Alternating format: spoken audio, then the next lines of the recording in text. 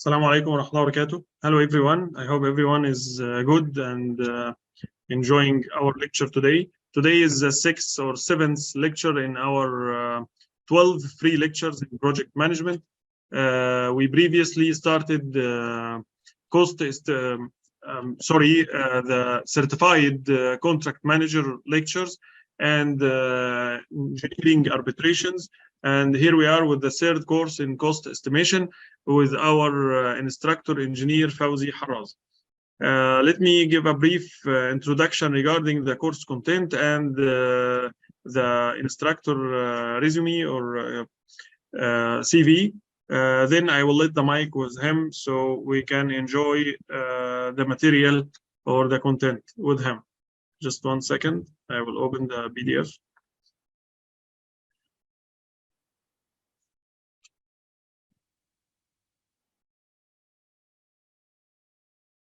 I have to mention that this is our first course with full English language.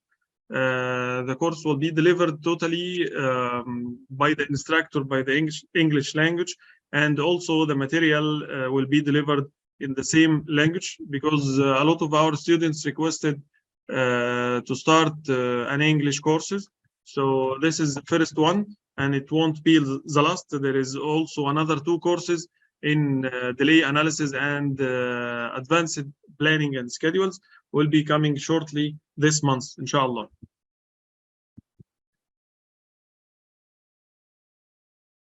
The course today with the title of Project Cost Estimation Training Course and Workshop, and it's a part of like a diploma for project management, contains a lot of courses for those who are interested to start their career in project management, like project cost estimation, project cost control, planning, scheduling, advanced planning and scheduling, delay analysis, and Primavera, Power BI, and a lot of other courses.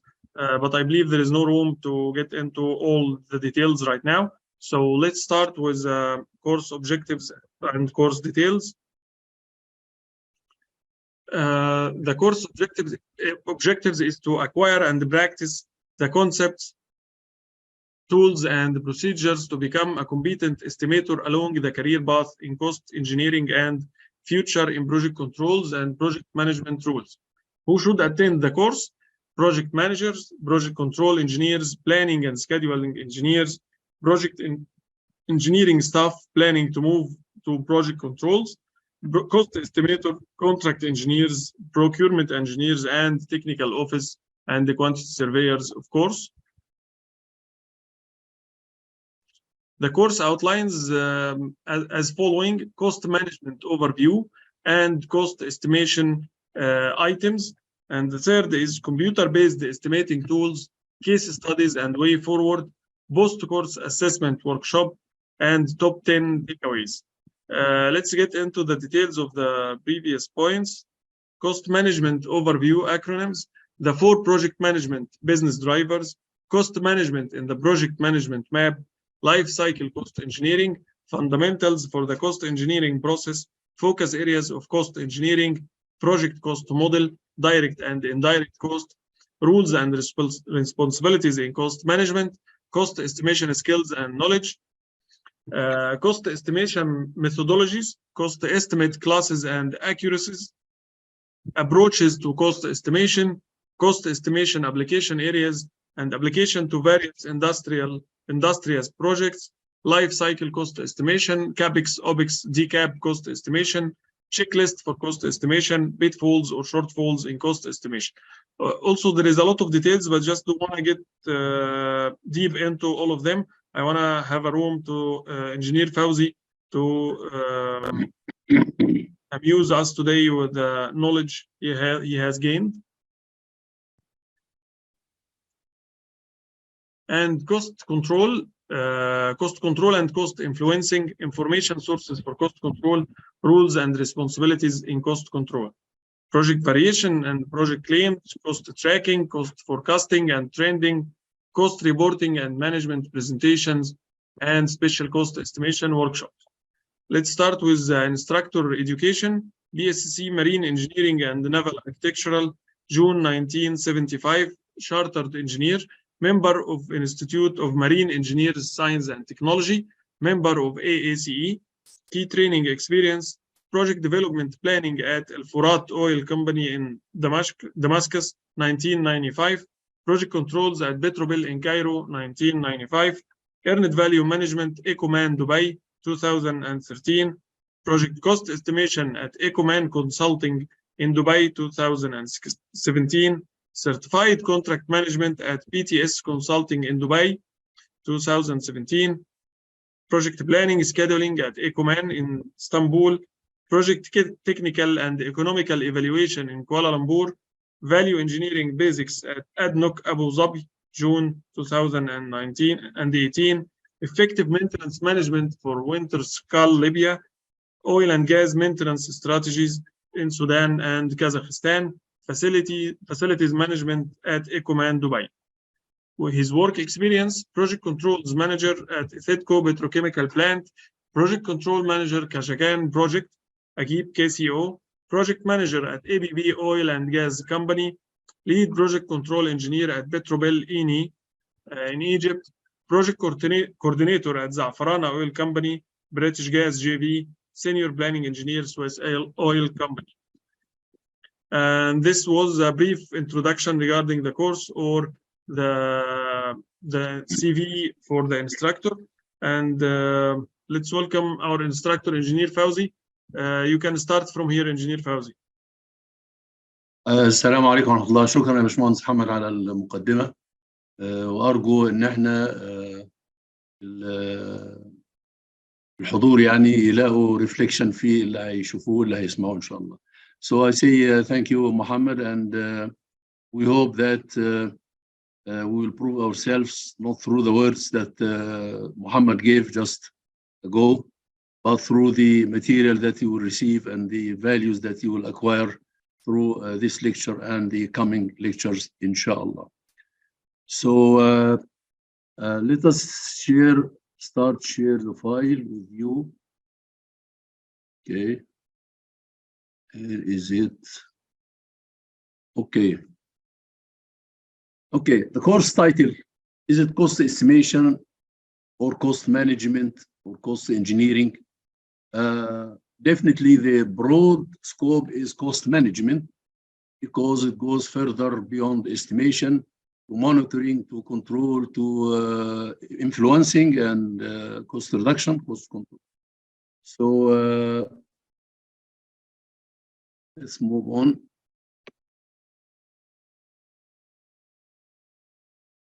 The overview, okay. First of all, as you check, let us make sure that the communication is okay, the sound and receiving and sending. Second, let us make sure that the course is run on a dialogue style, not a monologue style. That's to say, I will be speaking and you will be asking questions, you will be clarifying points, you will be taking notes, and maybe at break times you raise these notes. I want to make sure that you participate on the course. From previous courses, indeed, I go to the course with the intent that I will be giving some information, some values, and will be receiving and learning some information. I'm talking to professional champions in project, in engineering, in technical office, in cost management. So I expect that the course, I hope, will go on a dialogue style. Muhammad Khairi, welcome. Okay. So this Muhammad has already surveyed the contents. Okay, then we go to the point of breaks. I think soon, maybe 10, 15 minutes, we'll have to take a break. Maybe most of us will do the Maghrib prayer and then come back for the rest of the lecture.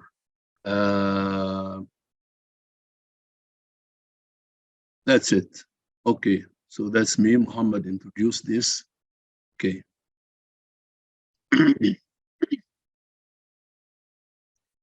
this slide, I mean the course mission,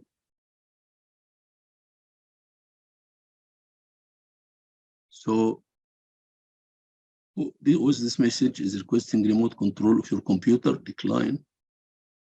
Someone is hacking my machine.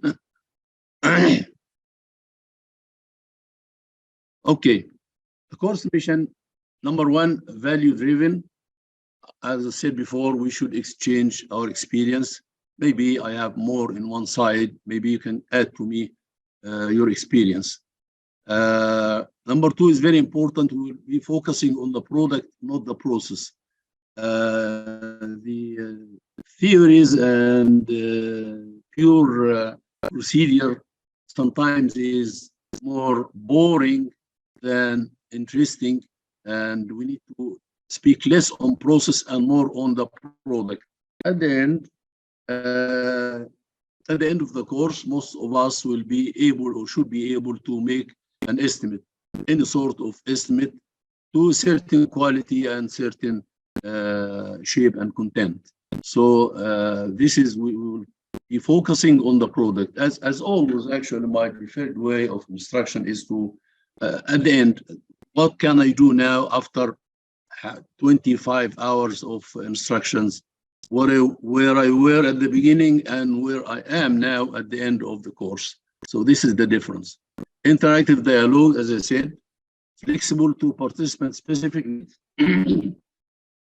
Now, you have known me, I don't know most of you. Where is your background? Which industry are you from? Process power, or are you from construction, infrastructures, whatever? So the course actually was designed to serve both process, oil and gas side, as well as the infrastructure and construction industry. The cases and the examples address both sides of the business. So I will be flexible to participant-specific needs. Anyone can ask any question from any industry he comes. If I know the answer, I will be glad to give. Otherwise, I will ask for some time to investigate and come back. Okay, we'll be pragmatic with relevant industry needs, whatever we are addressing, civil, infrastructure, or process industry. Industry driven, essentially it was energy, oil and gas energy, with cases and examples, but there is always room for growth and improvement. To start with, let's agree that an estimator is an estimator. There is no civil estimator or mechanical estimator or infrastructure estimator or oil and gas estimator. Let's focus on this. Estimation is two things: knowledge and concepts. Every estimator, all estimators should know the concepts and tools. Their knowledge might not be complete because no one knows all the industries. So I mean to say that no one of you should lose interest if I say it's addressing mainly oil and gas, but what can I do? I came from construction, I came from civil. It is the same approach, whether you came from whatever industry and doing whatever estimate required. Just remember that you need to learn the concepts and tools, and then the knowledge. This is another part. I'm not skilled in, I may be skilled in oil and gas and power, but not that much skilled in civil and infrastructure. If I'm asked to do an estimate for a suspension bridge or a tunnel, what can I do? I cannot say, no, this is out my scope, I cannot do that.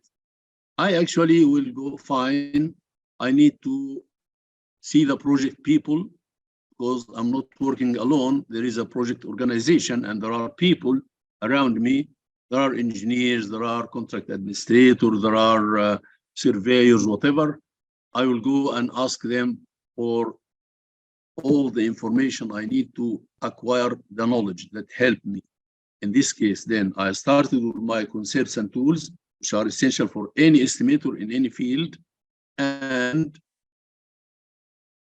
complemented or added to this the knowledge through communication. This is the magic word. Communication is essential in all management roles addressing our area, which is project controls, and within the project cost estimation and planning. These areas need very strong and effective communication, because you will be handling different situations, different projects, different requirements, and you need to stand up all these different things.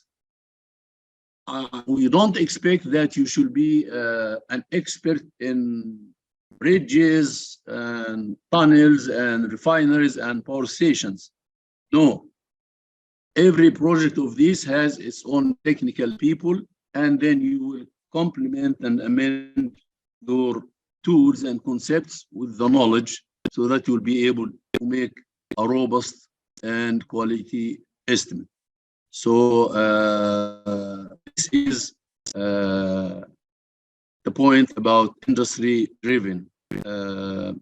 Over the years, when you mix with different industries, you will build up your own knowledge and information. You will build up your norms and unit rates in these things.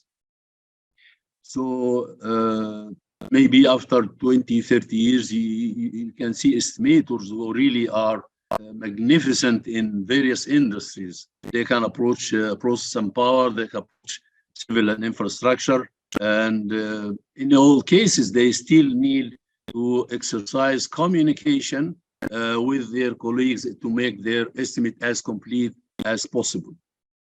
So any training initiative is a start, is just one page of building our knowledge. And remember that when these classroom courses, I remember I always picture them as follows, over short period, limited man hours of attendance, you're expected we're talking about how much? 375 slides, lots of material. You cannot really expect to digest all these and learn them by heart.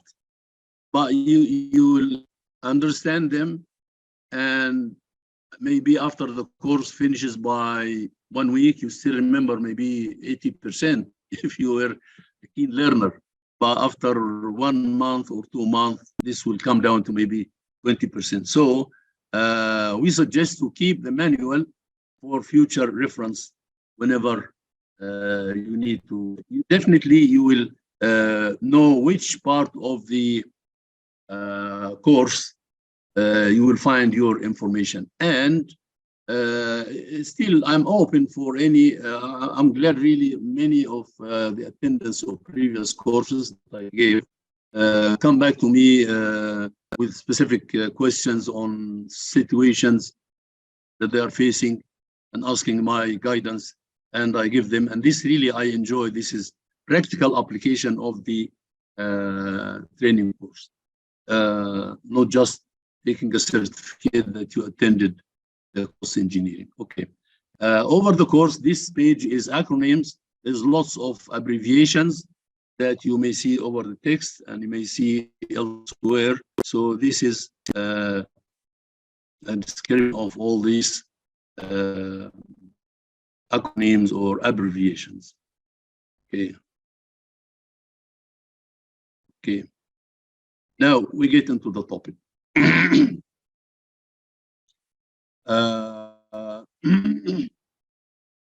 Business management or project management indeed is the art of handling 4 key business drivers. If you look at the shape at the bottom, you will see scope, quality, cost, schedule, and I think those who study PMP from the PMI, they see only these 3 as the triangle of business drivers. I find it mandatory and essential to add the HSE. It is really overarching, a governing business driver. Just quickly to give you an example, if the planner say, or project manager asks the planner, or you are in delay, I need you to prepare a crash schedule. So no problem, Mr. Project Manager, and he goes and prepare over resources on this activity or that activity. This could be civil construction activity or piping mechanical activities. And the HSE, considering the intensity of the work in the area and the congestion and the probability of trades, riggers, form workers, welders interfering with each other, there is a chance of accidents happening. The HSE would say, no, you are not allowed, Mr. Planner, to overload the area, hoping that this overloading with the resources will produce more progress to catch up the delay. That's not allowed. As long as there is a hazard of accidents, it's not a problem. So this is actually a clear situation where HSE is the driver. I don't care about the schedule. I don't care about costs, penalties, whatever. My duty is to ensure the project runs free of accidents. So that's why I insist. And if you see the arrows for the three parameters, scope, cost, schedule, they go both ways. Mean that each of these can go in or out. HSE cannot move, it's fixed. That's, I mean, cost can increase or decrease. Schedule can happen at a time or delay. Scope, we can delete or defer some scope. Can agree to that. So all these can change upper or lower, more or less, but HSE has no tolerance, zero tolerance, no compromise with HSE. That's the bottom line. So that is the intent of this slide.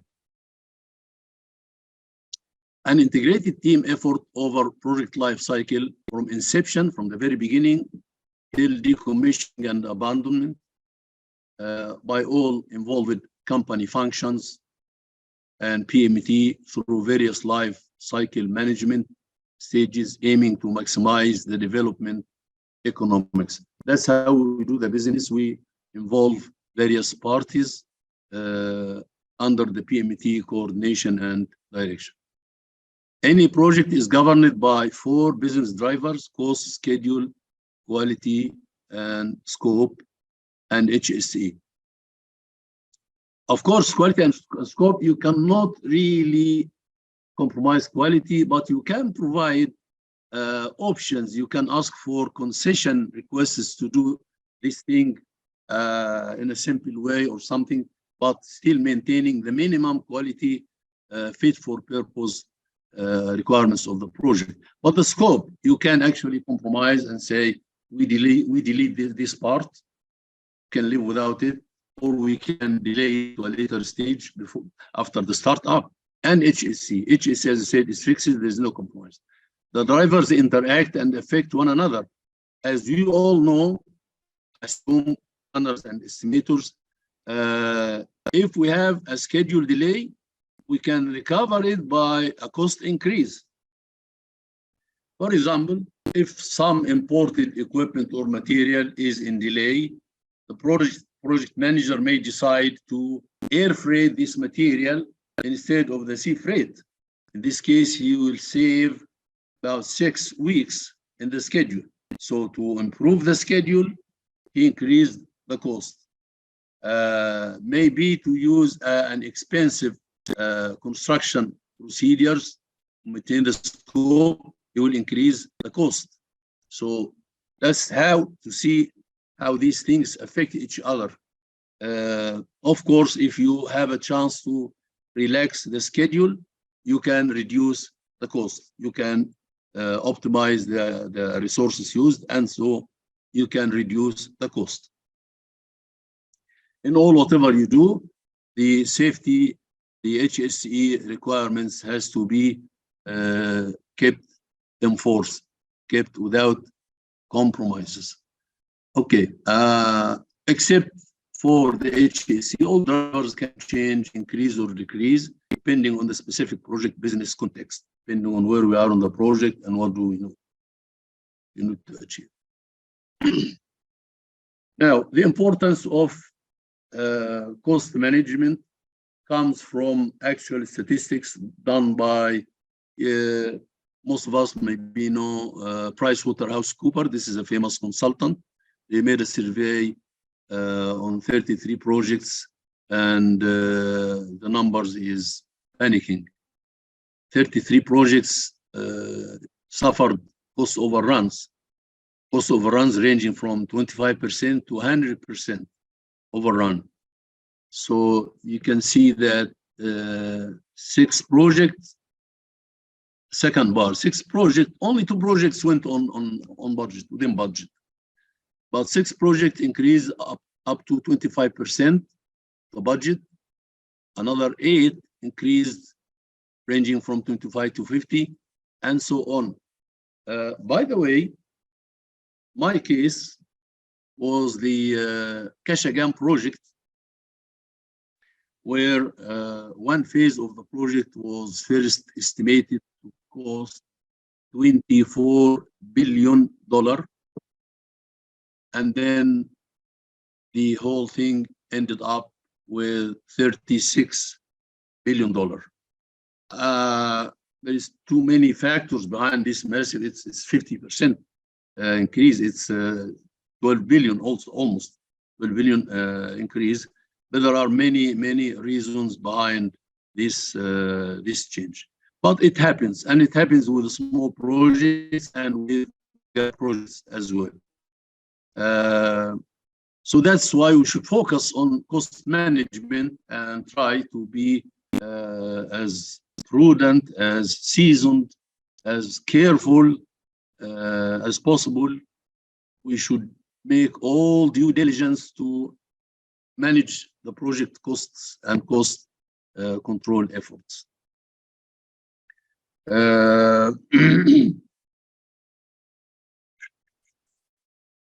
What I mean to say, okay, be careful, because I'm sure one of you will ask me, Mr. Instructor, maybe the overrun came from the poor estimate. Yes, maybe the good estimate of the project was 1 billion, and the estimator didn't do the job properly. So he reported to the management that the estimate is 800 million, while in reality, a good estimate say it is 1 billion. So in this case, you are underestimated by 200 million, and you will end up spending 1 billion. And the final report was, okay, you are over budget by 25%, 200 million over the 800 wrong estimate, let's say. So this is definitely, some of these numbers come from this background, that the baseline was not correct. When you're comparing the cost at close out to a wrong estimate, you say cost at close out 1 billion, and the estimate was 800. The 800 is wrong and is giving a misleading message that the project performance was not good, and that's why they finished the project with 25% over budget. So two cases we have. We have either the estimate was good and the project performance or project context and situations caused an overrun, or the estimate was poor and the project performance was good and the closing assessment is wrong, is mistaken, is misled by the wrong estimate. So yeah, so this case, Was this a cost engineering failure? Sometimes it's cost engineering failure, cost performance failure, or a misleading message due to underestimated original budget. Number one says, was this a cost engineering failure or a business compromise?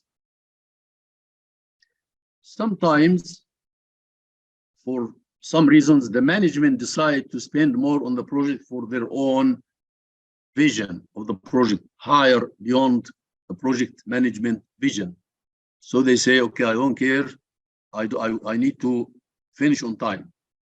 There are cases where the projects have higher level vision, maybe ministerial level or government top levels. So the top management are very careful about their reputation and their position.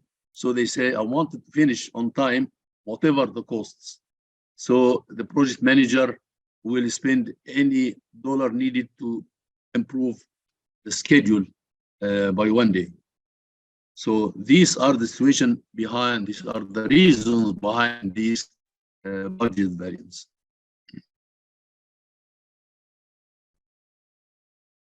Okay, we said that before. If the scope increase, cost will increase and schedule may delay. Or both the scenarios, cost and schedule. Cost increase and schedule delay. With the schedule delay, cost will increase. Or we may decide to defer part of the scope. That's what we said before. Scope quality cannot be compromised in general, but scope can delay some, or we can defer, can delay something to be done at a later stage after the project startup or beneficial occupancy. Again, we said that if we need to reduce the cost, we may plan a scope reduction or to relax the schedule or a combination. One of the things to handle the schedule or cost is maybe decide the market. If you are tied with the cost, you may decide to go to a cheaper market, say, for example, Far East. But this may affect the schedule. As we said, the shipping from Far East is maybe 6 weeks or long by sea. So all these options involve effects on the cost schedule aspects of the project. Okay. In all the above scenarios, HSE requirements should be maintained untouched with no compromise to safety, environment, or health aspects of the project resources. Now, this is a new topic. This is what is on a career path. Where do we stand? I'm careful to see where I am on the business. Business is a big map, and I am on one part of it. So if you talk about project management, the main function is engineering, construction, and project services, and HSE. These are the top key things. There are many other things under these. So project services, which is in red font, is our mother area for estimators. And this is how we see it here. Okay, project services is the mother for all these 5 sons. One of the sons is cost engineering, then supply chain, procurement and contracting, planning and scheduling, performance management, information management, simply control and lessons learned and so on. So now we understand where we are on cost engineering. We are under the umbrella of project services. Project services, sometimes called project controls. In fact, historically, it started as project controls, and when many companies found that adding the supply chain, which is procurement, to it, it was expanded to say project services. So And I'm wondering why not all the companies follow this, because it adds a lot to supply chain to be under project services, because supply chain is a key driver to project cost and schedule. They need guidance on when to do this purchase order or when to do this contract. And how about the cost?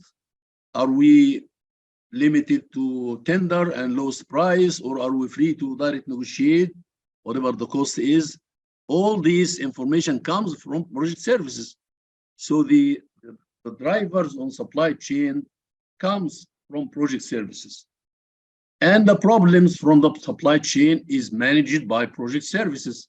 If you have a schedule delay, it's managed by project services, by planning. If you go over cost on supply chain, on purchase order contracts, it's managed by cost engineering. So it's closely related to project service, this supply chain. Many companies, there are power centers that will never accept supply chain to report to project services. They always want to report to the top people or whatever. Yeah. But I find it logical that supply chain is an essential part of project services and cost engineering as well. So cost engineering reports to project services, and project services is part of the project management. So in this case, some of you may say, okay, I am here just a fresh start cost estimator. Where is my career? Okay, after some time, I can go as a project services manager.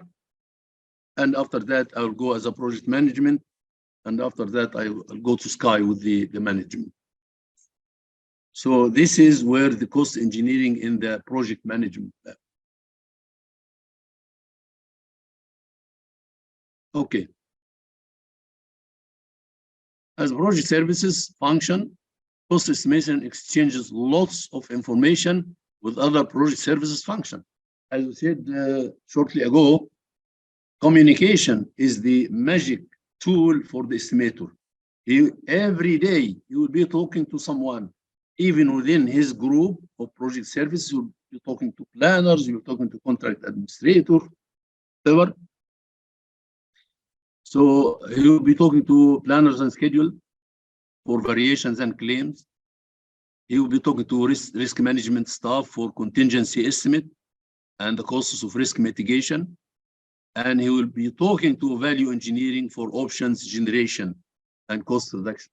And by the way, we'll come to this. It's a very important aspect of cost engineering is providing options or estimates for various options and providing a ranking for various options so that the decision maker can see it clear what is the best option and what is the decision to take.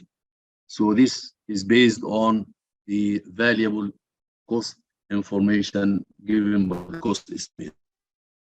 Management of change.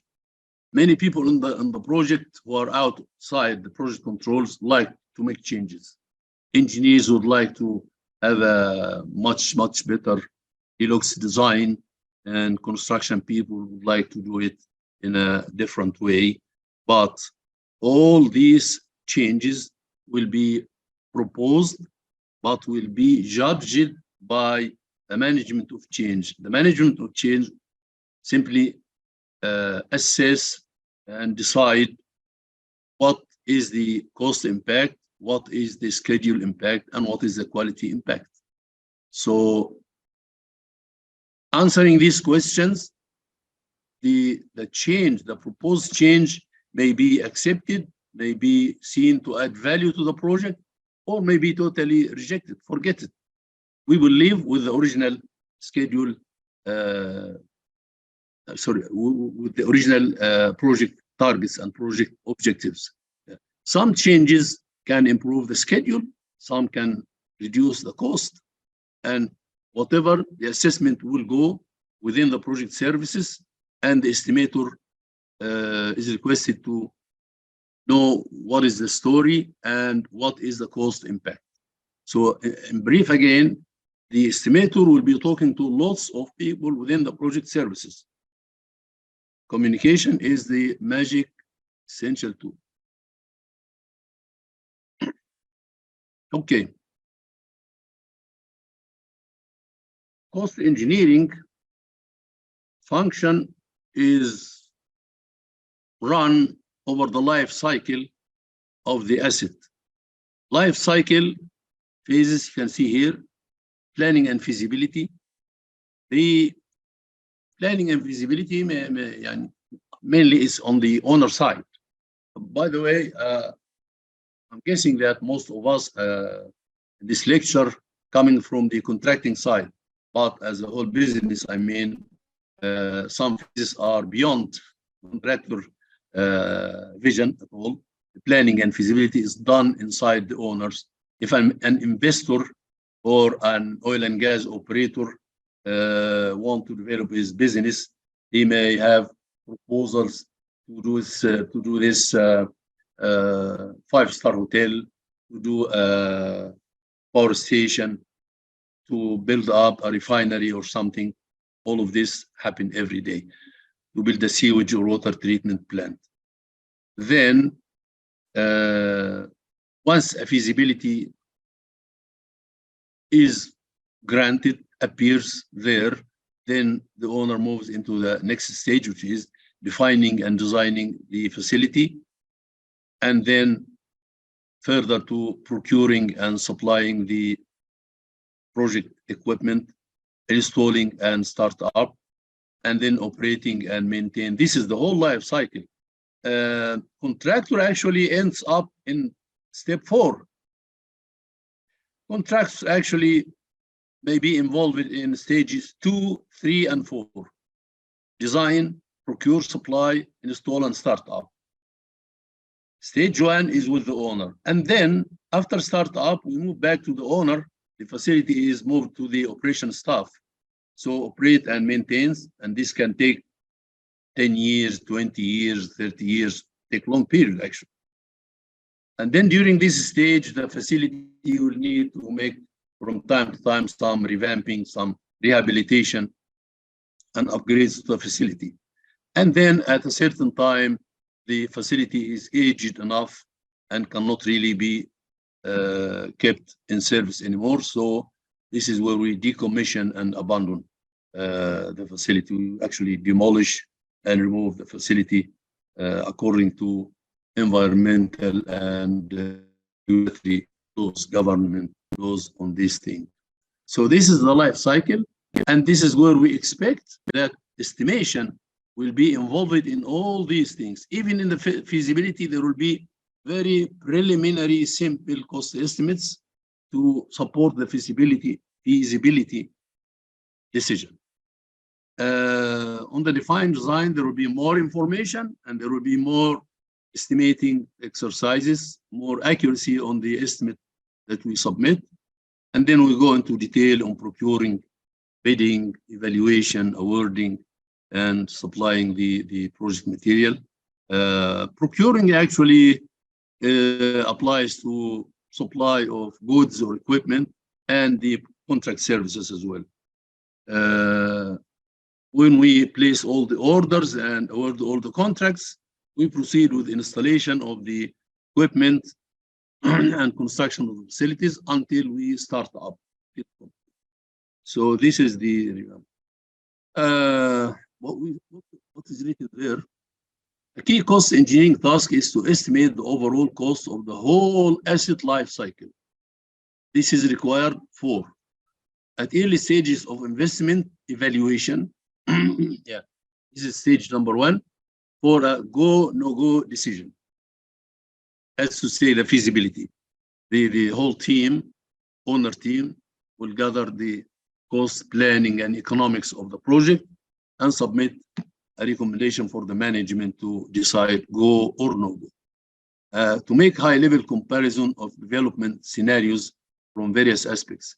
That's the scenarios generator and ranking of the scenarios. Actually, during each stage, there will be, we as engineers, you learn to will solve any problem in more than one.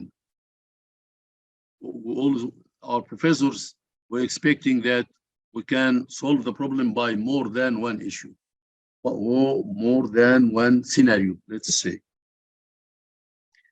So in this case, if there are 3 or 4 scenarios, we need to choose what is the best. And this is the exercise or the art of ranking various options on a combination of economics, cost, schedule, technical, safety and environmental. There is a lot of criteria for ranking. And maybe many of you know this scorecard system, that each aspect of the ranking is given a weight, and each option, each scenario is given a score on that weight. So we add up the total score of each scenario, and it's clear that the ranking will be the highest score. So this is the role of cost engineering in the life cycle management. That's the same life cycle, starting from up, define, scope, design, specs, design, procure, install, start up, operate. This is what we said before. So far, my colleagues, my cost champions, is clear right now? My English is okay for our Arabic colleagues? I need to have your feedback. Okay, what's on the chat? Okay, yes, yes. Okay, yes. Okay, okay. So in general, I want to make sure that while I'm going, we are going together. I'm not going on my own. I'm not going alone. I'm going with you, my team. Okay, good. So far. Anyone has any concern, any need on the way we are handling? I mean, I want to make sure that okay is a group, just one. Thank you thank you very much. This is Noura Nabil. Thank you very much. Rihan, yes, okay. Thank you. But if it is possible, I prefer to be in Arabic. No, it's not. It will not be in Arabic. We agreed on the beginning. I want you to stop me for any specific thing, or maybe during the break, what you did not require from the English. I'm keen actually to make you grasp, but it's a chance for you to promote your English. In the other thing, we cannot damage the interest of other people. Thank you, but if it's possible, I prefer to be in Arabic. Presentation, can we get the, yes, you will definitely get the presentation. I prefer to enter the meeting with a pre-read. Okay, the language, okay. Can we have 10 minutes break? I like that. We agreed on that. My colleague, the language, very important thing. I personally have a problem with the language, which is, I'm an Arabic. I'm talking to many Arabic-speaking colleagues, and we're talking in English. It's actually the business context that we have. Many of our colleagues actually here are non-speaking colleagues. So if I speak in Arabic, we'll have a problem. My problem is not this course. My problem with other courses were all the attendees were Arabic, and I had to present in English with some translation. Let me tell you a nice story. If you remember, if you know Abuna Al-Asma'i, I hope that many of you can know who is Al-Asma'i. مين الأصمعي؟ الأصمعي شيخ اللغة العربية. له مقولة شهيرة دايما بستحضرها في المناسبات دي، بيقول لك إنه 3 تشتبه في خبثهن حتى يتبين لك. مين الثلاثة دول؟ الثلاثة دول: رجل يتكلم في مجلس ورائحة الخمر تقطر من فمه، فده تشتبه في خبث. ورجل عربي يكلم رجلا عربيا في بغداد باللغة الفارسية. هو ده اللي احنا بنعمله. بس احنا الحقيقة يعني عندنا احتياج وعندنا دافع يبرره يعني. لكن انا الحقيقة يعني طبعا الصناعة انجليزي، واحنا مضطرين احنا we mix with international teams, especially in mega projects, especially in large projects with consultants. So that's why we are really forced to handle some of the business in English. بعتذر اعتذار شديد جدا للزملاء، لكن ارجو ان هم ياخدوها فرصه. ان هو اصل للاسف الشديد انت لو هتعمل كارير وهتروح في شركه كبيره غالبا هتحتاج للانجليزي يعني. So okay, let's go for a break of 10 minutes to pray المغرب, and we'll come back. It's very interesting point to stop at. Okay, break. So now بنبدأ يا باشمهندس. انا كاتب اهو مسج على ال طيب خلاص. let us resume. Okay. اوكي. Okay. طيب هنبدأ.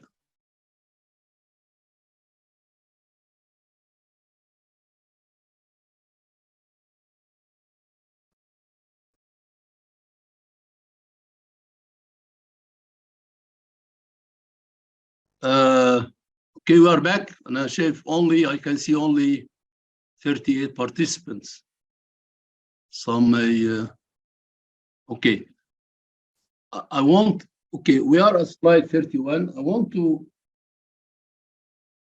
give some fun and go to slide 316. You will see now soon. We'll just we'll clarify many points.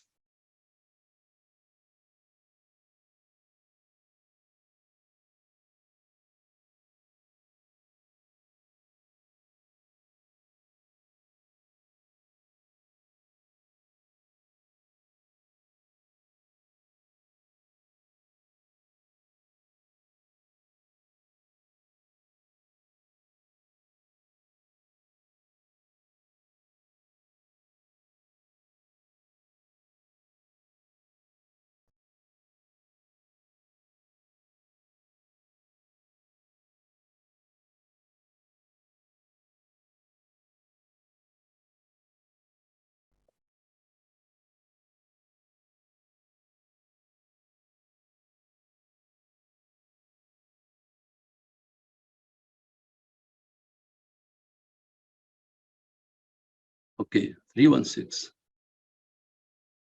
316.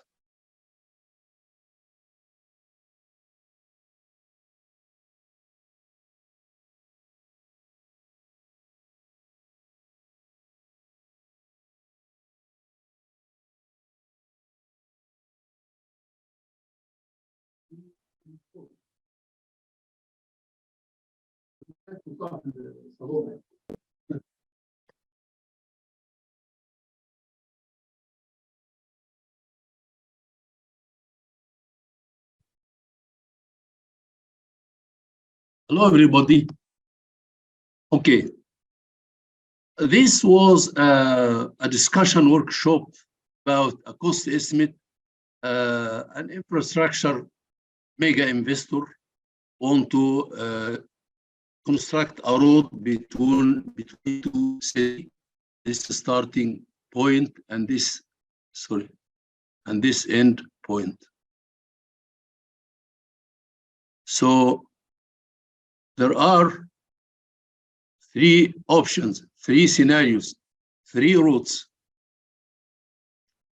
Route 1 goes through land, bare land, and then through a forest, green, and then crosses a navigational channel, and then bare land, and then the end. That's route 1. Route 2 goes through a mountain, so definitely he will be building a tunnel here and then going through a lake, so he will be building some piles, columns, and then concrete or structural bridge on top, crossing the same canal, and then going through a forest, and then bare land. Option 3, he is going outside the mountain, bare land, in the lake, shallow. This is shallow part of the lake. This is deep. And then crossing the navigational channel, this one, blue, and then bare route. So many of us now say, how can we do this complex exercise? You're asking us to estimate tunnels, suspension bridges,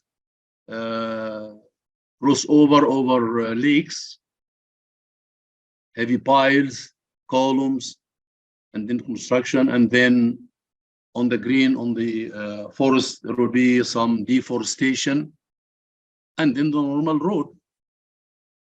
So I say in the beginning, an estimator is an estimator. He can go through any exercise. He has the concepts and tools to apply. And to start with, he will be asking, he will be sitting, filling maybe 2 or 3 pages of questions about these special exercises, about tunnels, about running piles in water, about crossing with a suspension bridge, a navigational canal, and deforestation. All these things he will be asking questions. And then he will be using his communication, sharp communication, people. Ask the project manager, ask the construction manager, maybe hold a clarification with a specialized contractor, clarification meeting with specialized contractors. We'll be trying to answer all these things. And you will be compiling 3 estimates, Route 1, Route 2, and Route 3. And let us think that Route 1, 2 billion, and Route 1 is 1,000 kilometers. Route 2 is 1.5 billion, and it is 150 kilometers. And Route 3 is 1.3 billion, and it is 2,000 kilometers. That's the brief. So this is what we call a screening or optioneering. We have 3 options, and we are applying our engineering to say which is the best. Can some of you guess what could be the best option and why? Okay.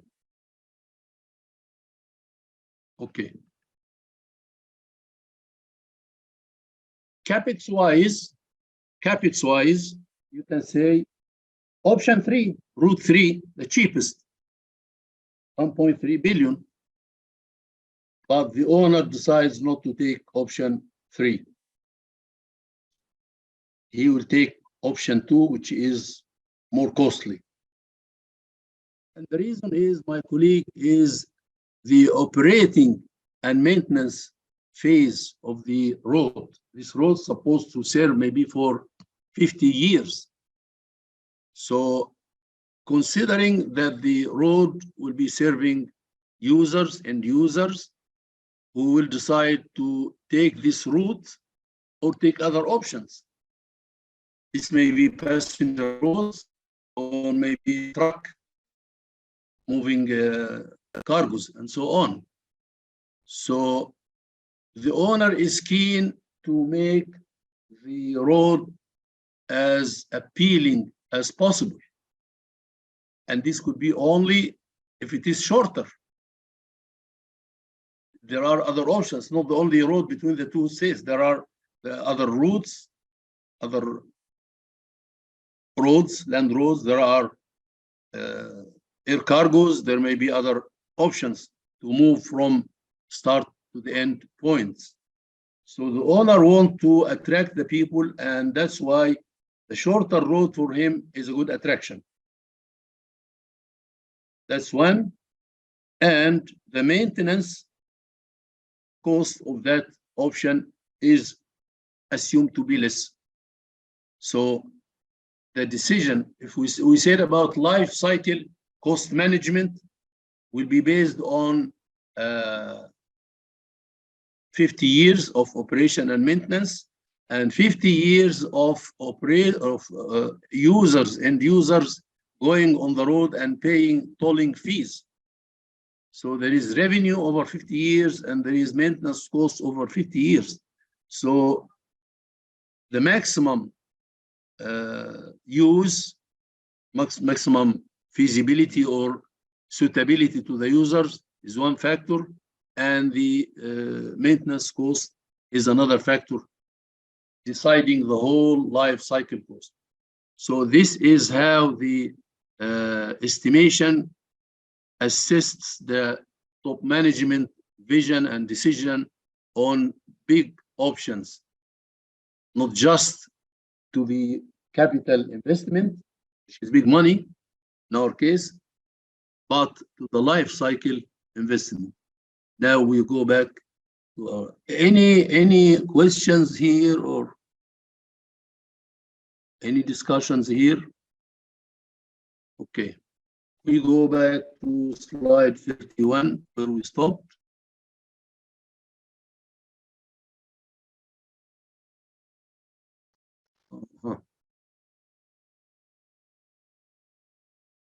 Very slow in moving, maneuvering. But anyway, I hope I added something.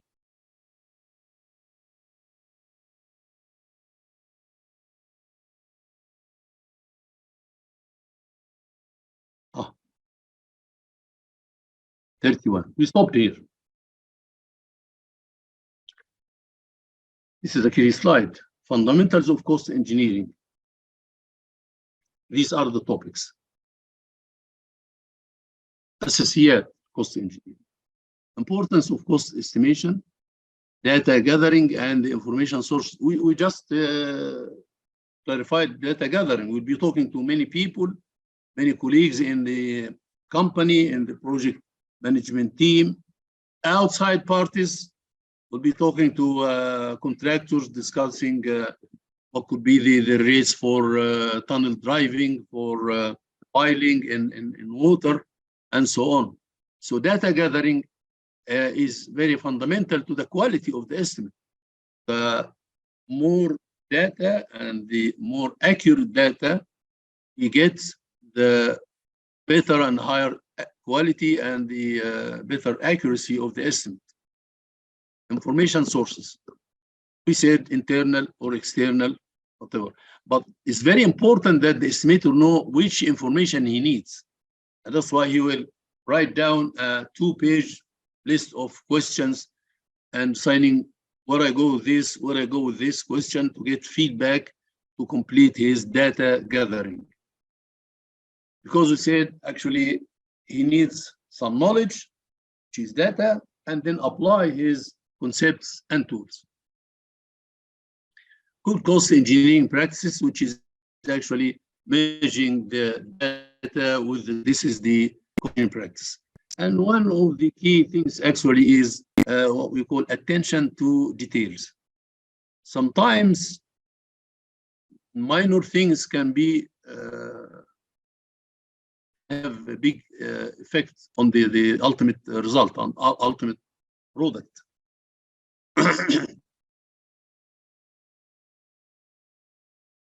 may see this on later on. Fundamental cost estimation skills.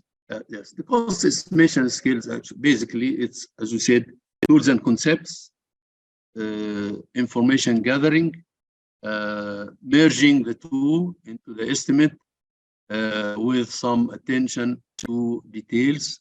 We need strong communication skills, and for sure we need quality skills about the softwares, about the Excel, and some of us, maybe senior estimators, will have some skills on the quantitative risk assessment software like the PERT Master, so that they run or participate in the contingency assessment. Part of the estimate is the contingency, how much we need to cover the risks of the project. Is it 10%, 15%, whatever? This is what we get through running quantitative risk assessment workshop. If the information we have is enough to do, maybe at the earlier stages, not all the information available. So most people actually give it a percentage like that, say 15%. This is in the conceptual or screening stage. Cost engineering career path, where I'll be going if I start as cost engineering now, and then maybe where I'll be in 10 years' time. Indeed, I'd like to say that many people, especially technical people, are quite happy to stay with the specifications and design data.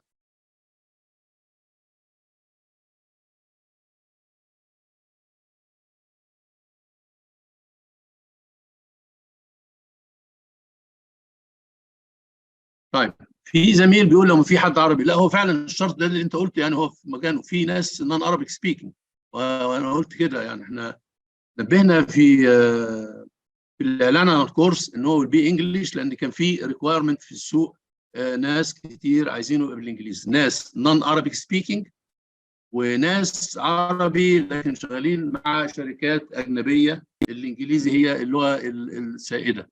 ف عشان كده احنا we are bound to use English skills. As I said, I would like to clarify things from time to time, but that actually will delineate the effort, delineate the tone, and may extend the path. But outside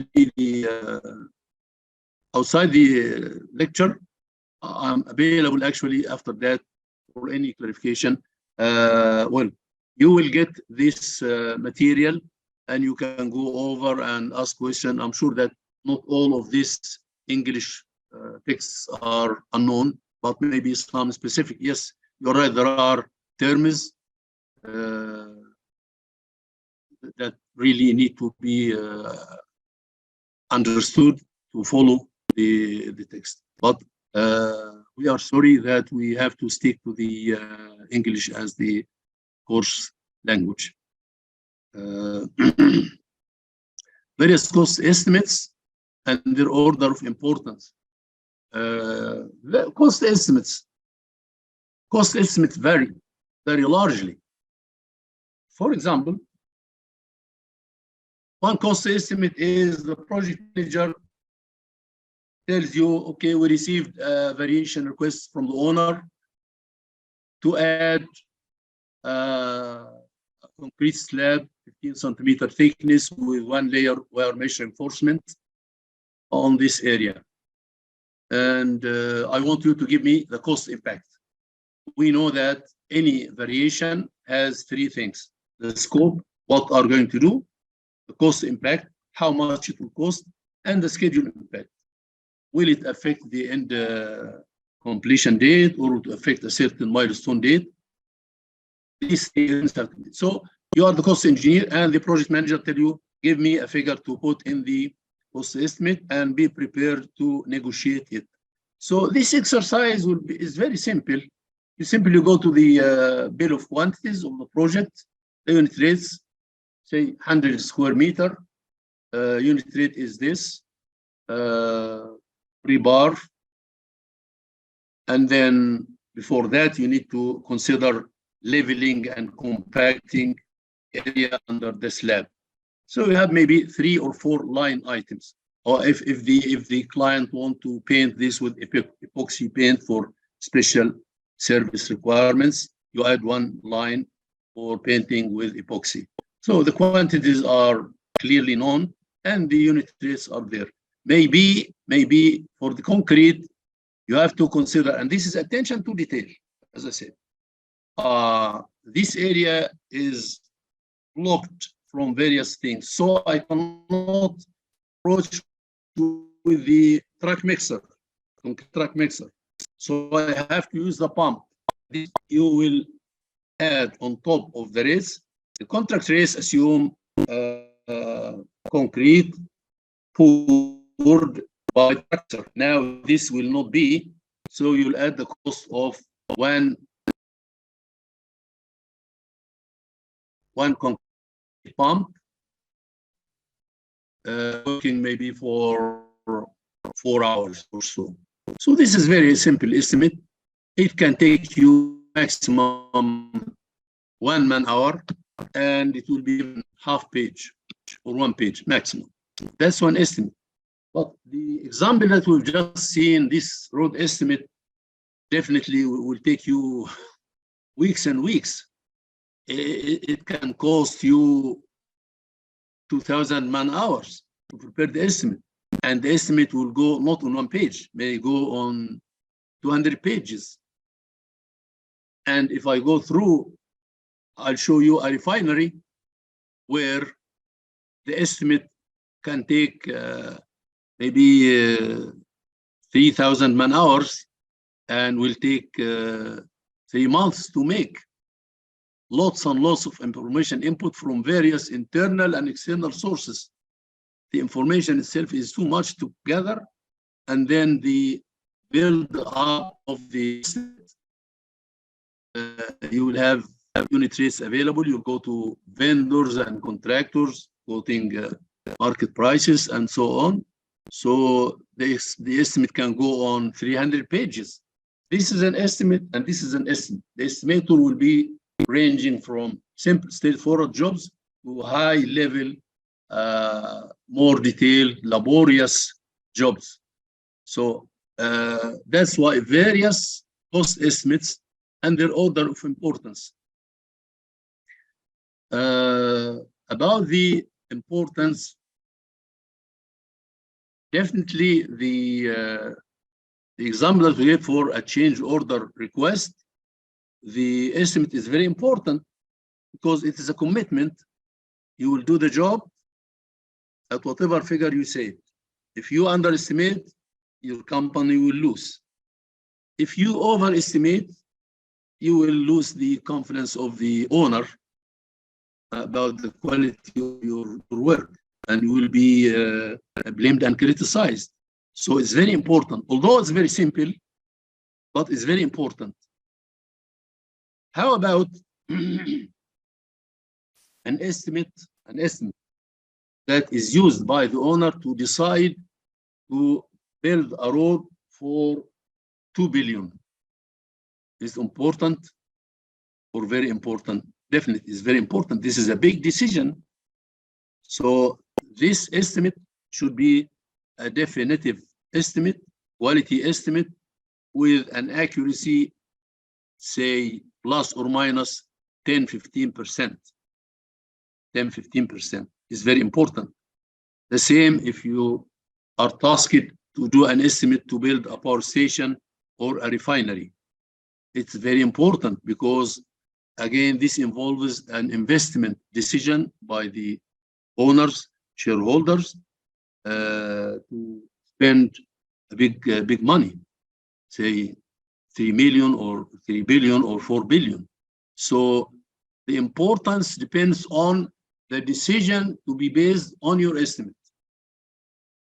How about if the estimate is feasibility to consider, yeah, looks not bad idea, let's proceed. what is the decision? The decision is to go spend some engineering costs, which could be 10 million, 20, 50 million or so. So it's not a big decision. So the importance is less than the one for committing the actual project. So the importance depends again on the decision to be based, that we are using the estimate to take the decision. So we have various estimates. Each estimate is characterized by the input data and the accuracy, and the decision, of course, used for it. That decision that to be taken based on that estimate. So the more information you have, the larger the estimate effort and the better the accuracy and the bigger decision to be taken. As I said, the definitive estimate is used to take a firm investment decision to spend billions of dollars these days to build a refinery or build a road, as we have seen. So we will be seeing these various cost estimates, how to develop them, and what will be the accuracies. Yeah. Situation that need cost engineering support. Over the business, there are many situations that need cost engineering. Most common to all of us is the bid preparation, the bid pricing. Bid pricing is one occasion where we need strong cost engineering support.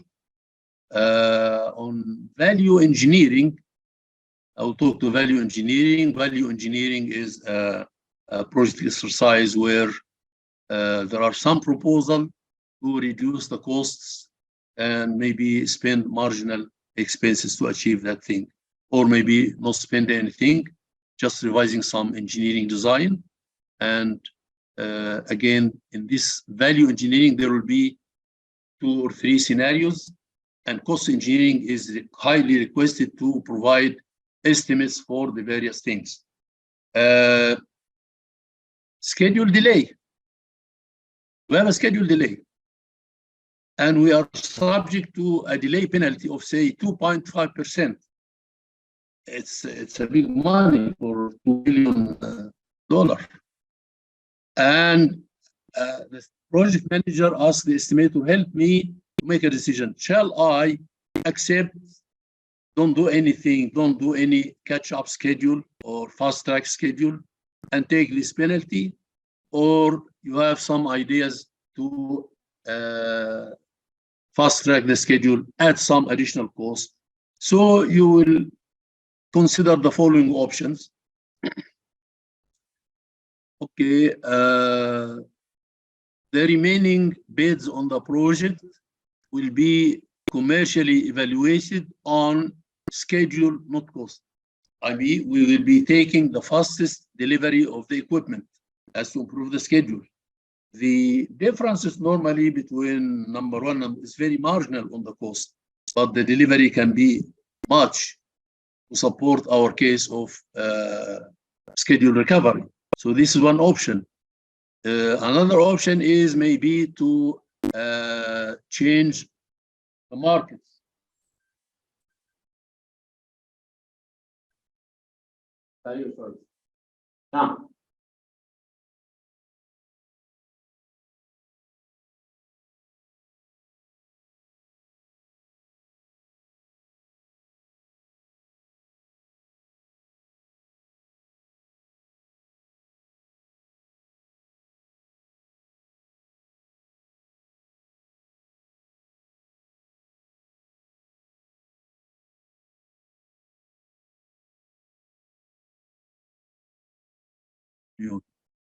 This was an interruption from my colleague Mohammed Hussein. I'm on the full swing, and he wants to say, would you like to open discussions? I'm interested to continue at least this slide. Okay.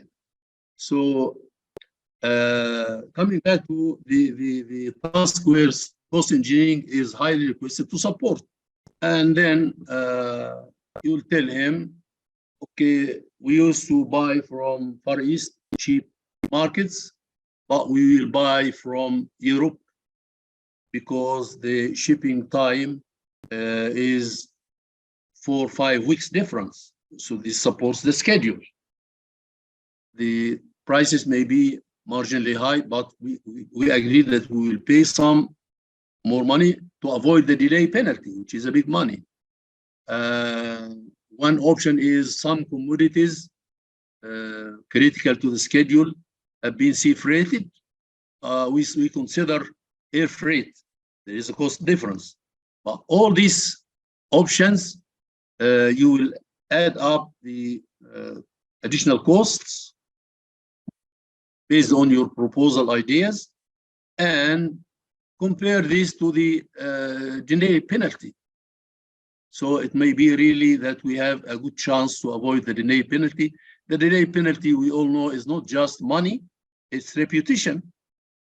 The company, the contractor, and the owner as well suffer reputation damage when the project delays. And if that project is a highly strategic project for the country, there will be some massacre on the management. So these are examples of cost situations that need cost engineering support. In general, it helps making decisions. Indeed, coming back to the bid estimate, it's very important that the quality of the estimate and the accuracy decides, do we get the bid at profitable margin or do we lose the bid? The management may have a vision, say, I want this job at cost.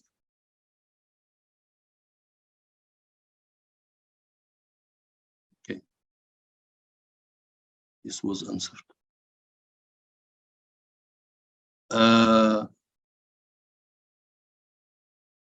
So bid preparation, variation orders, fast track schedule, recovery exercises, value engineering options. These are key areas where strong seasoned cost estimators are required to give their input to the decision.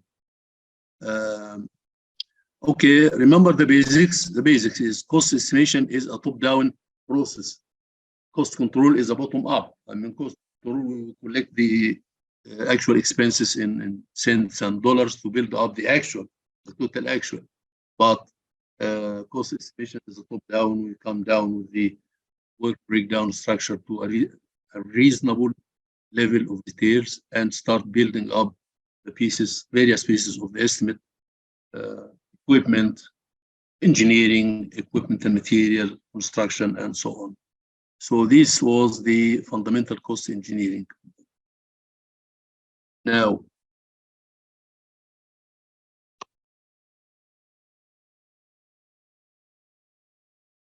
fundamentals of cost engineering. Again, cost engineering covers many functions. The following two are the top key functions: cost estimation and cost control.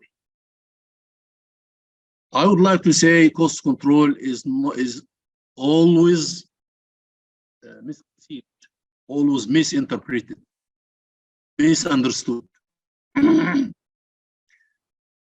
used to be cost control is people collecting actual costs and comparing the actual costs to the original and say we have a variance, we are over budget or overspending.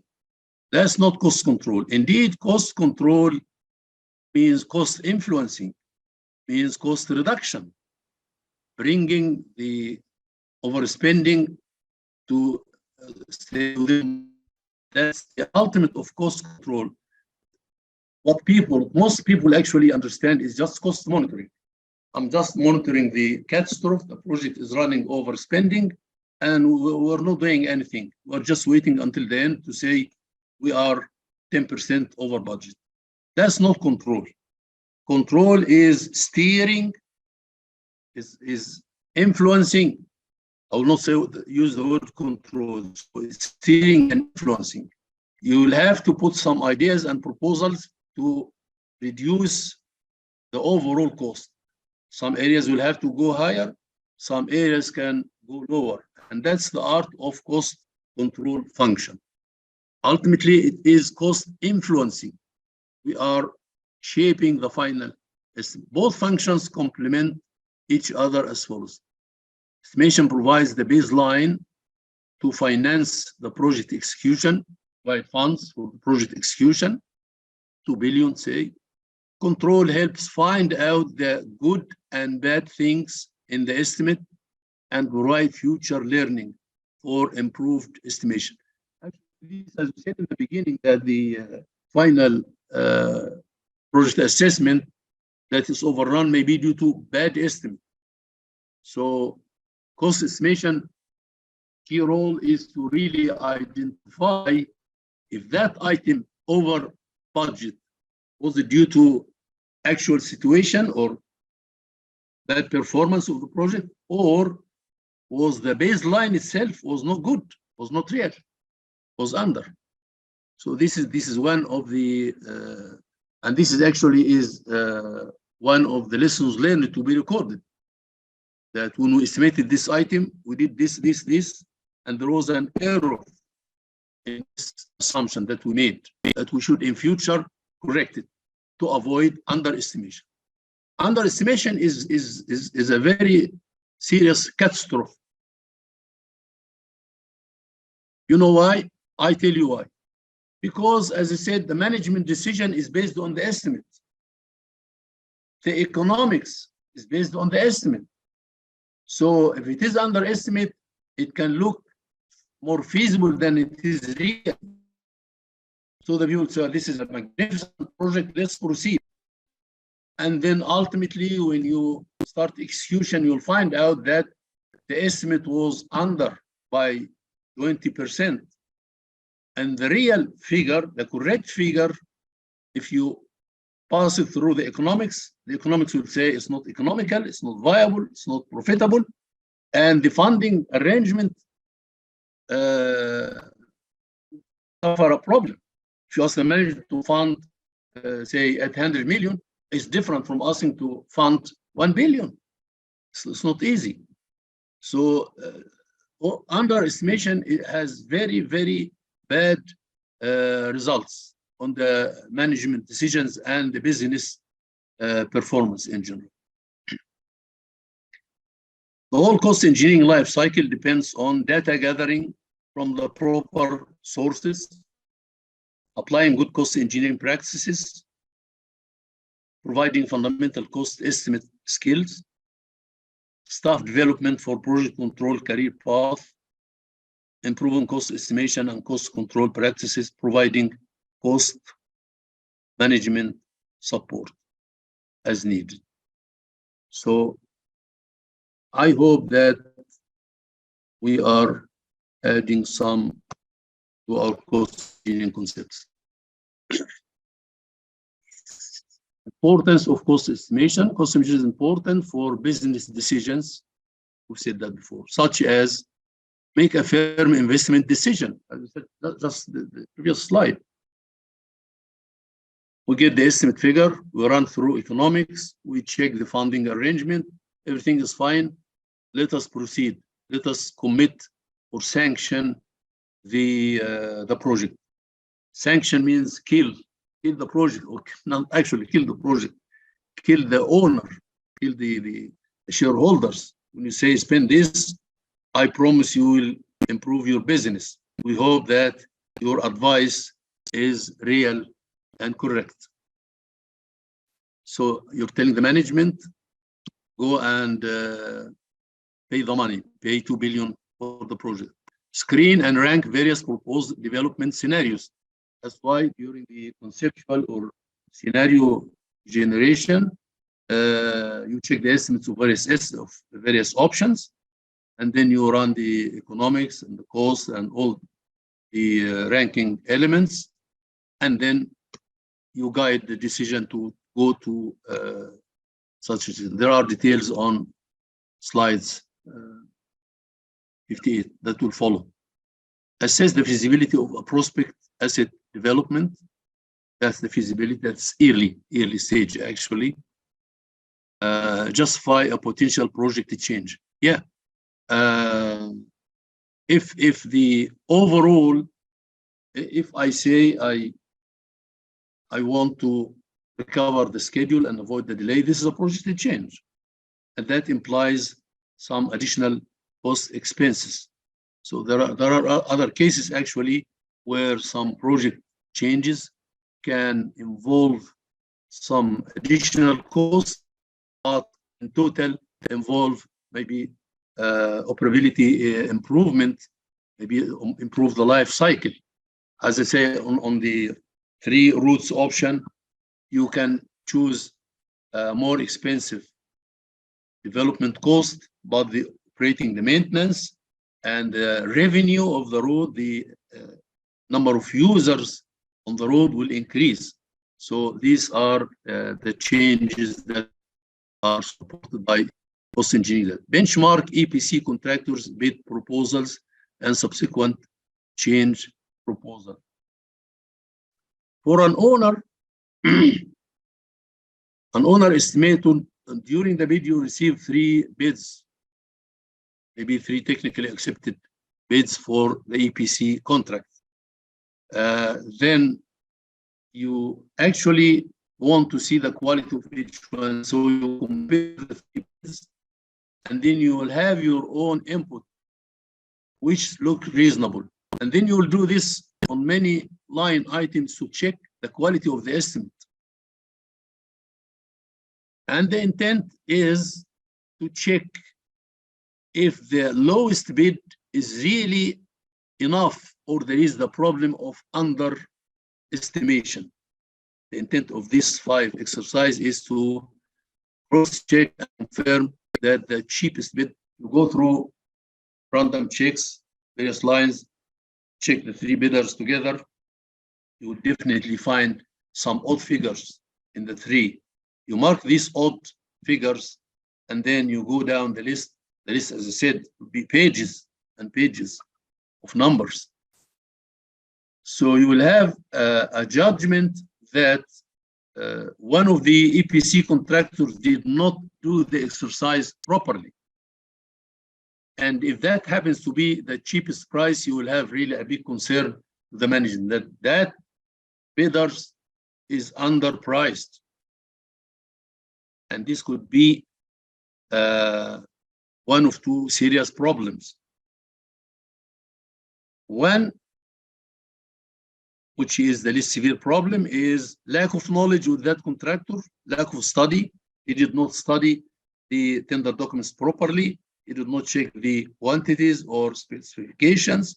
He did not check the resources required, the mobilization cost, the site condition, blah, blah, blah, all these things. So this badly affected his estimate going to the low side. That's one thing. The worst thing is if the contractor intentionally wants to take the job, whatever, even by loss. That contractor definitely has some financial problems, and he is desperate and very keen to take this job because he's almost running into bankruptcy, and he wants to keep running the business, even if he takes a losing bid. So you should not, as the owner, you should not really be trapped into the lowest bid. The lowest bid in this case is a bomb that you will take by awarding this project to this low bid, because it is unintentional. There are cases really about that. You know, cases about that. We will go through this. The lowest bid, if it is substantially low, you as an estimator should know that there is a market price, and you should have developed your own estimate and benchmark the 3 bid estimates to yours. If the estimates are, say, plus 10%, 15%, maybe they are reasonable. But if an estimate is less by 15% than your estimate, then you really suspect. You should suspect. Because the markets say, for example, bidder number one, say 1 billion, bidder two, 1 billion 100, bidder number three, 800. Definitely this is underestimated for some reason. One of the two options, one of the two possibilities we just mentioned. So going with this off-market range bid, it involves really serious problems to the project execution. Cost-benefit analysis, always going for any change, to assess the gains, the benefits, and the costs that we spend to do this change, and assess project economics. Make equipment replacement decision. That's on the operating life of the thing. When you have equipment, start spending more. That's when you decide actually to change, replace your car. If the if the fuel consumption and maintenance costs go higher and higher, you will definitely make a decision to buy a new one with much less operating costs, fuel consumption, and maintenance compared to this old aged. So this is always, there's lots of very skilled estimating expertise. Evaluate asset value from the perspective of LCC, from life cycle engineering aspect. Okay. Cost engineering, data gathering. Now, I would prefer this point to open the door for some questions. Guys, please, any question, any suggestion or proposal for the coming lectures, please. I'm listening. Mustafa Abdi. Ask a question, Mustafa. Who else? That's the name I can see. Mustafa Abdi. No question from Mustafa. Okay. Who else on the participants? Okay.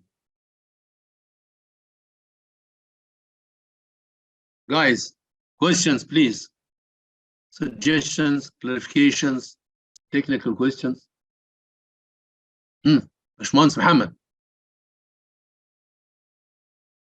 مهندس محمد حسين. Do you hear me? Am I heard?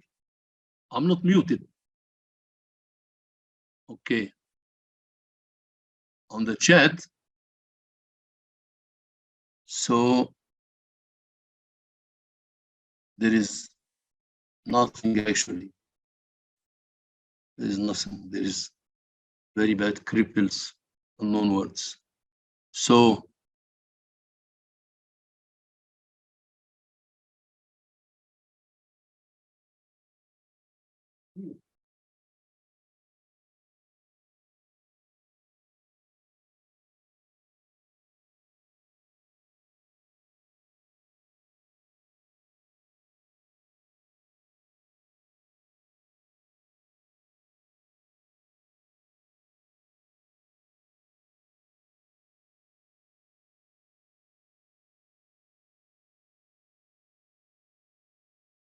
okay.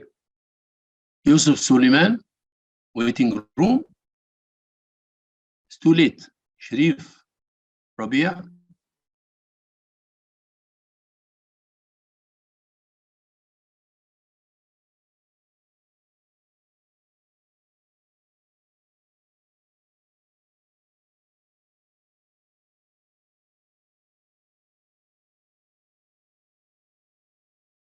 Okay. Please help me. Is there a problem with communication? Do you hear me? Someone say yes.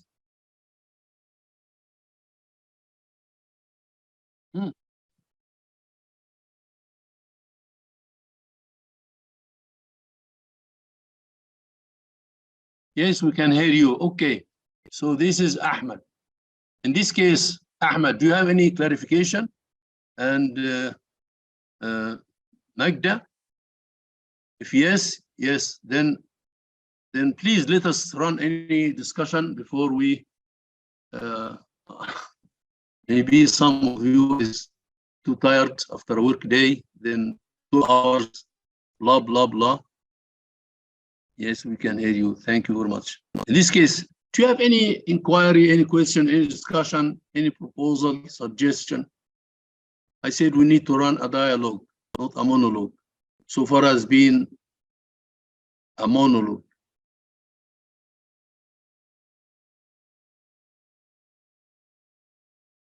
You asked what? Ibrahim.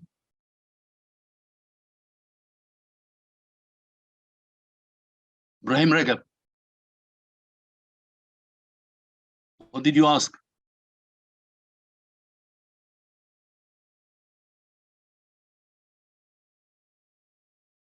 Any questions, colleague?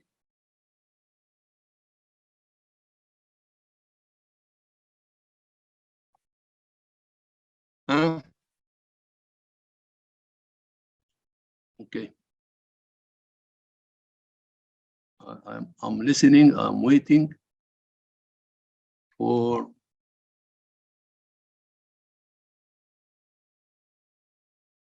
Soon we'll have to close the meeting. 2 people entered. Guys, the meeting scheduled 6:30. 6:30. Tentatively for 2 hours. Last time for questions. Okay.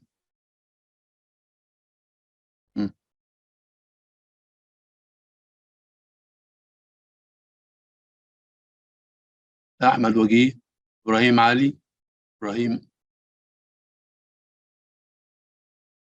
Michelle. Any question, Michelle? Magda Muharram. Muhammad Amr.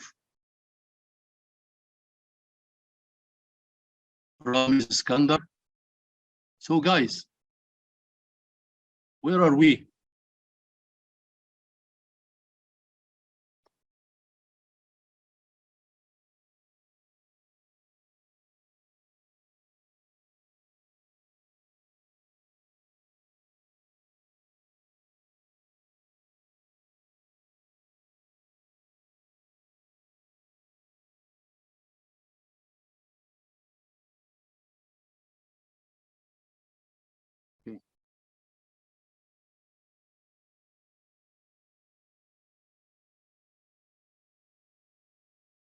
Surprisingly, I did not get tired from speaking, giving examples, but I'm tired of asking questions and no feedback, no response from about 30 participants.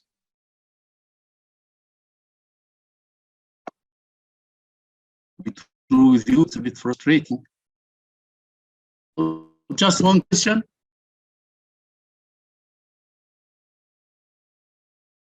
Yes.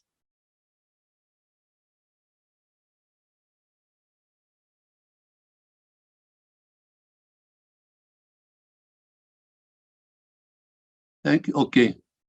About the cost estimate, have authorities to access info? Cost estimator have authorities to access info. For sure.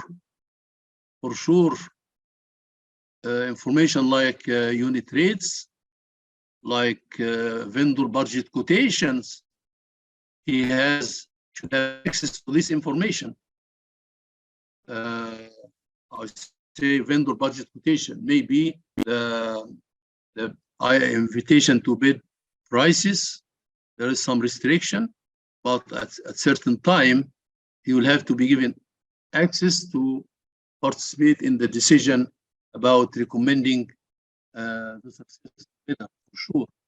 As I said before, someone in the team should have a reason to say this is the lowest bid, but this is toxicated bid, we'll have a problem. It is substantially lower than the reasonable range. I gave example of numbers just before. Just to tell you a story about this, a real story. Badruddin Oil Company in Egypt, in the Western Desert, issued a tender for an EPC contract, and 3 bidders quoted: ABB Lamas, Bechtel, and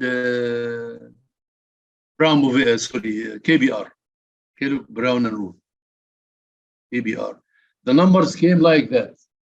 Lamas bid 250 million, Bechtel 255, and KBR 175. So apparently, all the 3 are professional. Apparently, the market price is something between 250 and 255, very close. But 175 is substantially, is dramatically below the market price. Unfortunately, the bid committee had to accept the lowest bid. Some time ago, my colleagues, we used to have a rule to disqualify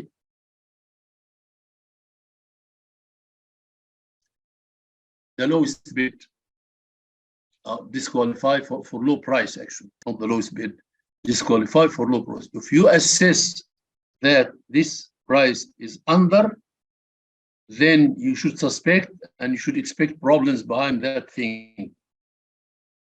Unfortunately, public sector and government managed companies do not have this flexibility. They have to abide by the blind rule, choose the lowest bid.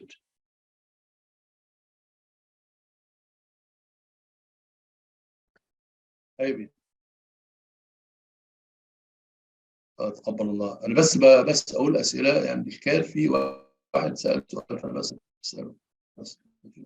خلاص ماشي ده اللي هيحصل بعد ما اخلص السؤال ده. اوكي سلام عليكم. So rest of the story is they had to comply by the government rules and choose the lowest bid, which was KBR 175. KBR, once the commercial was open and knew the other bids 250 and 255 million, knew for sure that they will have got a losing bid, a losing contract. So they started to make stupid decisions how to cut the costs. And one big item in these projects, this is a gas field development, is the equipment, material, and specification. Some part of the plant had to be stainless steel to resist corrosion, but they decided to make it carbon steel.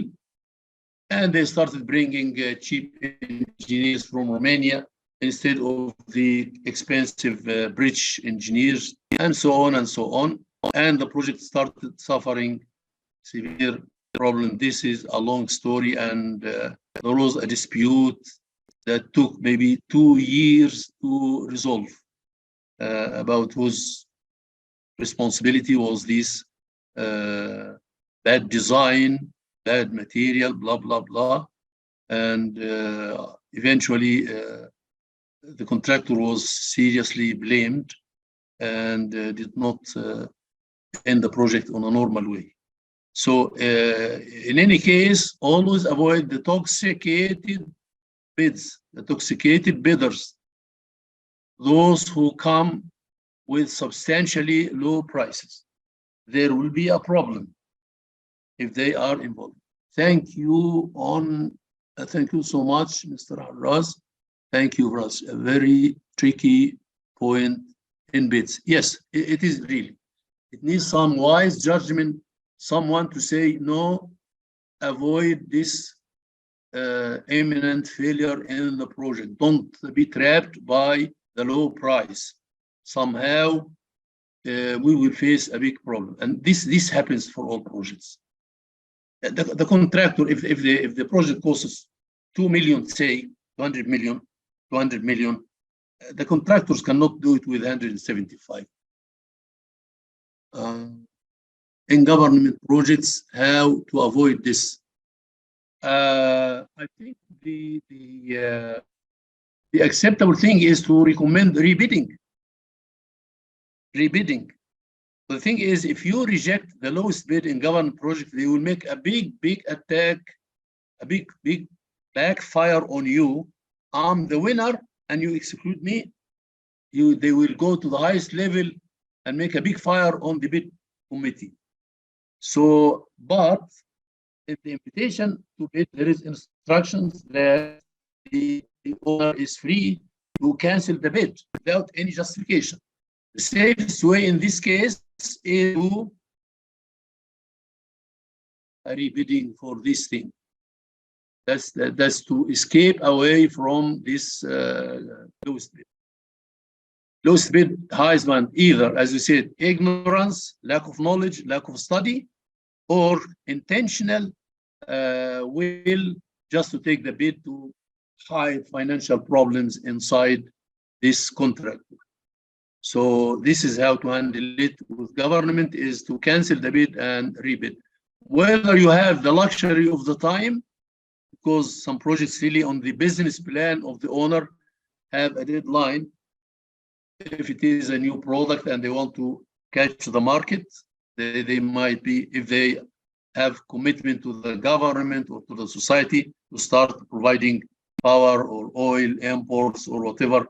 Remember that the bidding and awarding cycle takes normally 3 months on the best, maybe 4. So 4 months on the business plan is not something that you can ignore. So this is the thing about the need to rebid. So I thank you very much for your participation. I hope next time there will be more participation. I'm really concerned about lack of questions. And الو اتفضل. ازي حضرتك يا فندم. I'm sorry if I have to speak in English I will do. It's just now unmuted our mic. Okay, many times we try to unmute. This was the problem. It's not me who muted you. I'm sorry, it's not me. Yeah. I'm talking on behalf of all the participants. I think many people try to unmute and I ask directly. Okay, I have a question, sir. Please. We have a problem here in the market. Okay, about the cost estimate rule and the procurement and the purchase and the tendering. Yeah. Okay, most of the time we mix between purchase departments, the procurement departments, okay, and the tendering part of the contract departments. Okay, especially when it comes to APC contract, where it is not easy. It is not easy to even to prepare in-house cost estimate, and we rely mostly on the APC giants proposals. You mentioned some of them, like Bechtel. Okay, we remember Foster Wheeler and the others. Foster Wheeler and ABB and this Siemens and these people, they are all APC contractors. Okay, so it is not possible in a governmental project to prepare a tight and neat cost estimate in-house in the same company or same department or even ministry. So would it be more advisable to rely on cost estimate experts and outsource it to consultants? If the project is here in Egypt, you assume? Let's say so, yes. If it is in Egypt, use an Egyptian estimator. The experts do not know the Egyptian market as you. They will really make assumptions. We have seen this on estimates made by Snam Projecti and Bechtel for projects in Egypt. There was lots of lack of knowledge and they make assumptions and they apply their norms and rates to the case here, and it was easily, you could easily challenge and invalidate their figures. The thing is, as you mentioned, there is a split between purchasing, which is procurement, and contracting. In the beginning, if you remember, I said the ideal situation is that project services are the mother of supply chain, and supply chain is procurement and contracting. Again, these key functions, estimating and bidding and all these things, should receive utmost top management concern. They should organize the company and the department's relations and roles to support this. What you say is normal in this environment where purchasing have their own figures and information, and contracting have their own sources, and estimator is struggling to go through, and no. You are not purchasing and you are not contracting. So how can he cannot, of course, make this. But the best is he can do is make budget quotation. I think you are free. Anyone in the company is free to approach an equipment supplier, a material supplier, or any contractor for any unit rates, costs based on preliminary information, and they will give you budget quotations, which are normally, he'll say, accuracy plus or minus 15%. This is the best you can get. But this estimate is not enough to benchmark the tractor estimate. 10% is a big range. 10% is a big range. So in fact, you should have full access. In this case, if it's not the cost estimation who decides if the bid figures are healthy, are reasonable, are market-based, or what. So suppose, I mentioned the case of tendering. If you, as an estimating function, estimated the project for 1 billion, and then you received estimates of 1,500 million, 1,700 million, and the like. What do you think? Now you are muted again. My estimate is not accurate enough. No. Yeah. Your estimate, you have checked, and your estimate is reasonable and accurate. You know what's happening? Yeah. There is bid cartelling. The bidders colluded, تواطؤوا مع بعض. They talk to each other and say, we will offer 1,500 million, I will offer 1,700 million, and the third will offer 18 million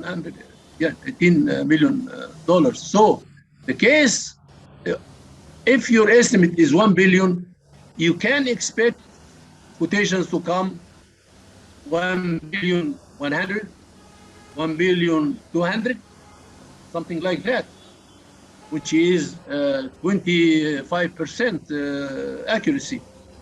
Okay, your estimate is bad, is inaccurate within this 25%, but it cannot be inaccurate to 50%.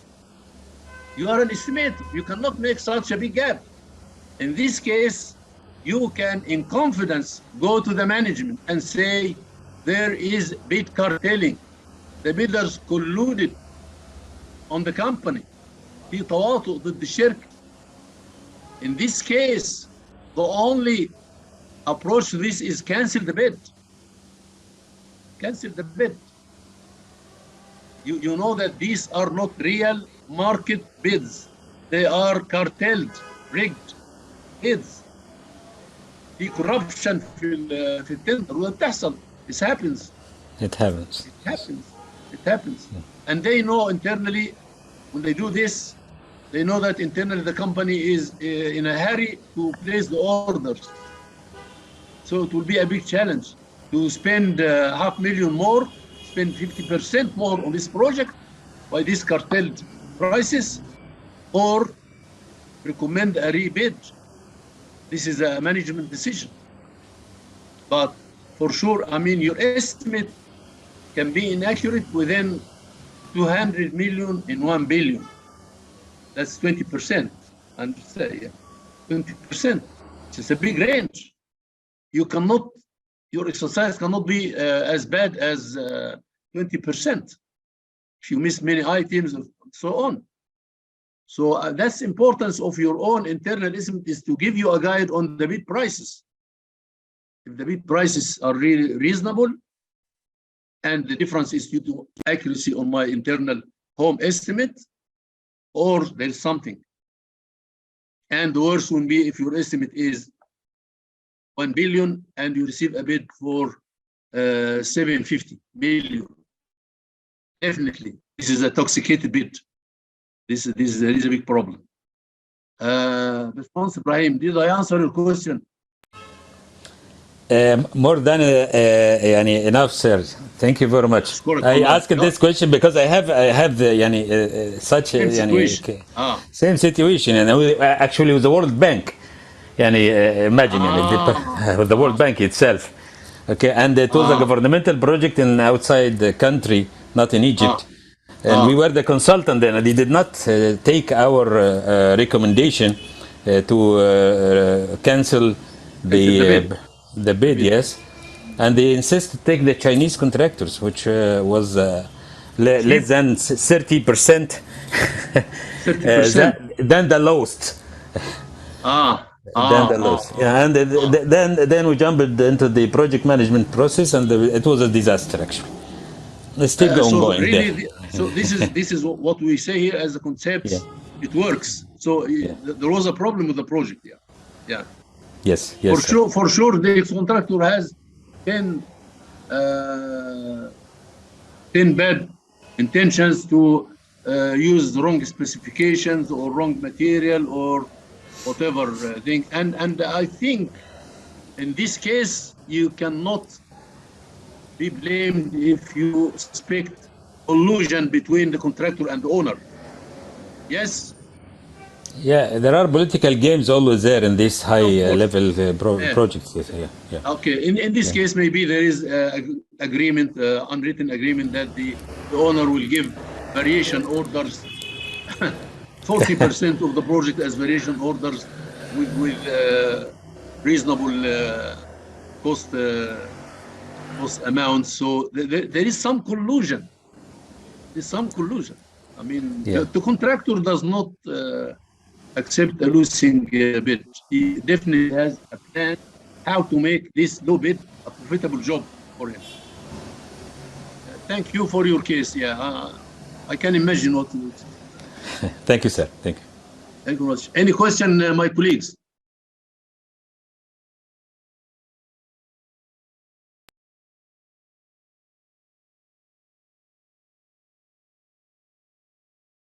There is a question, say, I think he makes it between purchasing and procurement. No. Purchasing and procurement are the same. Just purchasing is a simple procurement, but procurement in general includes purchasing, and it is purchasing in general. But the supply chain is procurement plus contracting. Procurement is supply of goods and material and equipment, and contracting is producing of services. So Ahmed entered the waiting room. Please note that the lecture starts at 6:30 p.m. Cairo time. Let's be on time next Wednesday, same time, inshallah. Maybe we have to cross-check the winter time for this. That should be maybe, I don't know. Would it be 5:30 or 7:30? I'm not sure. We'll check the advice. The screen will actually announce to the whole group what is the time, local time, considering the Gulf and Middle East time zone, actually. We try actually to give the attendees some time to break from their work day, and at the same time ensure that we finish early enough to give them some sleep time for the next day. Okay, my colleague, Thank you very much.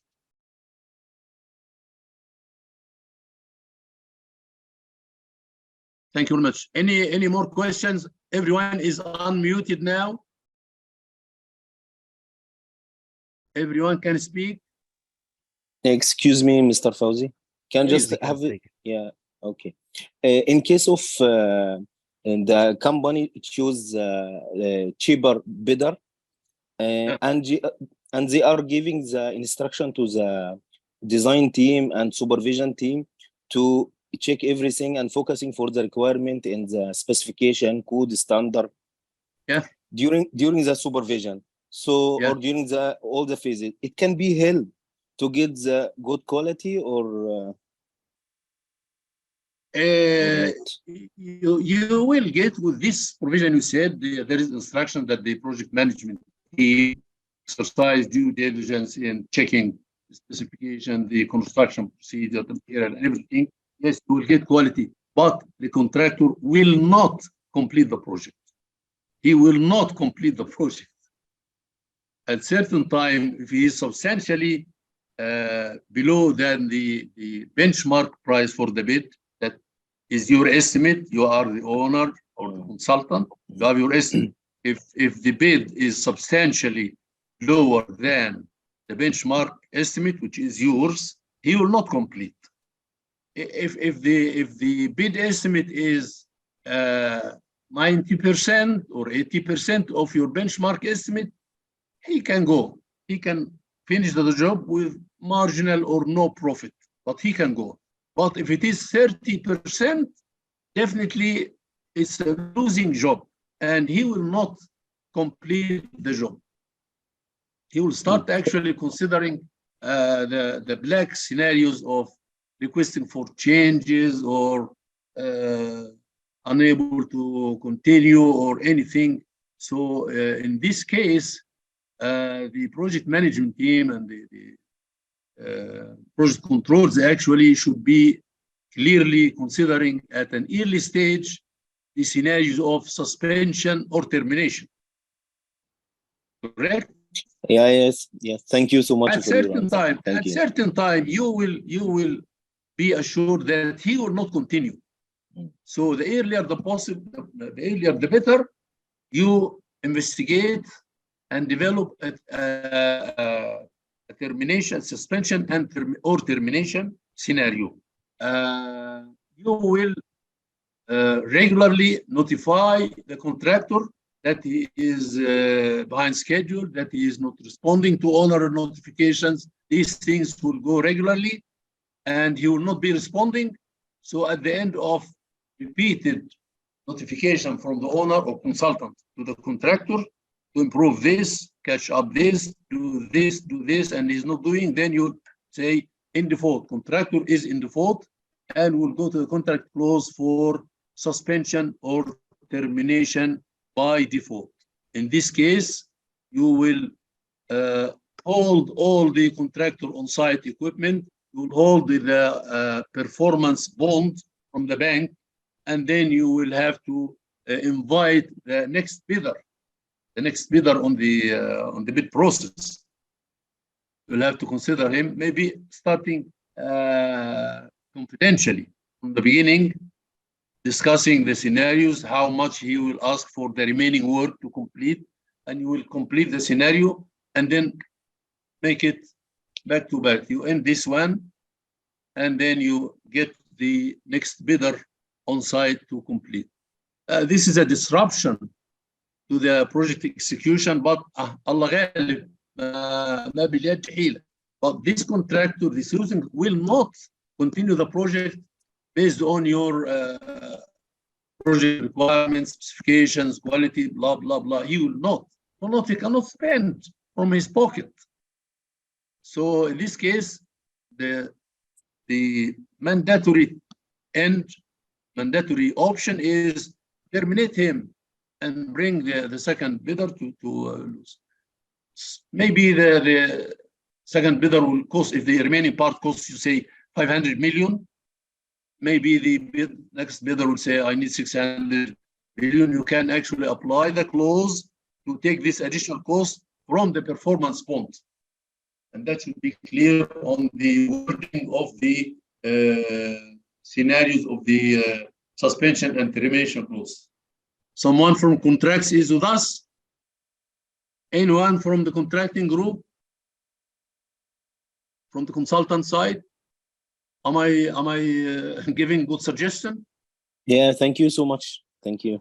Thank you very much. So the main important to choose the good bidder, not only for the price, but as you said, the price should be reasonable.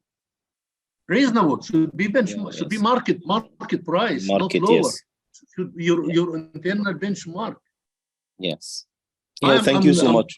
No, just 2 minutes. I give you a case. I was working in Petrojet, and our client was Exxon, and they asked us for a change proposal, and I worked the schedule impact, cost impact, blah blah blah. So the cost impact, first time of this first change, I said 250,000 was a big figure on 1985. Actually, I'm quite old. So I said, no, my estimate is quite good. It's reasonable. Said, no, it's overestimated. And then he challenged me about the quantities, the specs, the man hours, the equipment, blah, blah, blah. And at the end, he came up with something like 200,000. I proposed 250. And then he said, okay, are you convinced? We are aligned? Yes, looks okay. So, okay, he said, please reissue the change proposal with the cost impact 200,000. Full stop. Next page. 3 or 4 months later, he asked us to make a change proposal for one job, one variation. So I worked out the exercise and came up with a cost impact $500,000. And you could be surprised. I was surprised when he came back and say, no. This is underestimate. 500 is underestimate. And no. My estimate is perfect. I consider everything. He said, no. Let's see the details. This is your breakdown of the figure. This is your specs, your man hours, your equipment used, blah, blah, blah. And going into the details, we worked together some figure like 650. I said 500, and we worked a figure $650,000. $650,000. I said $500,000.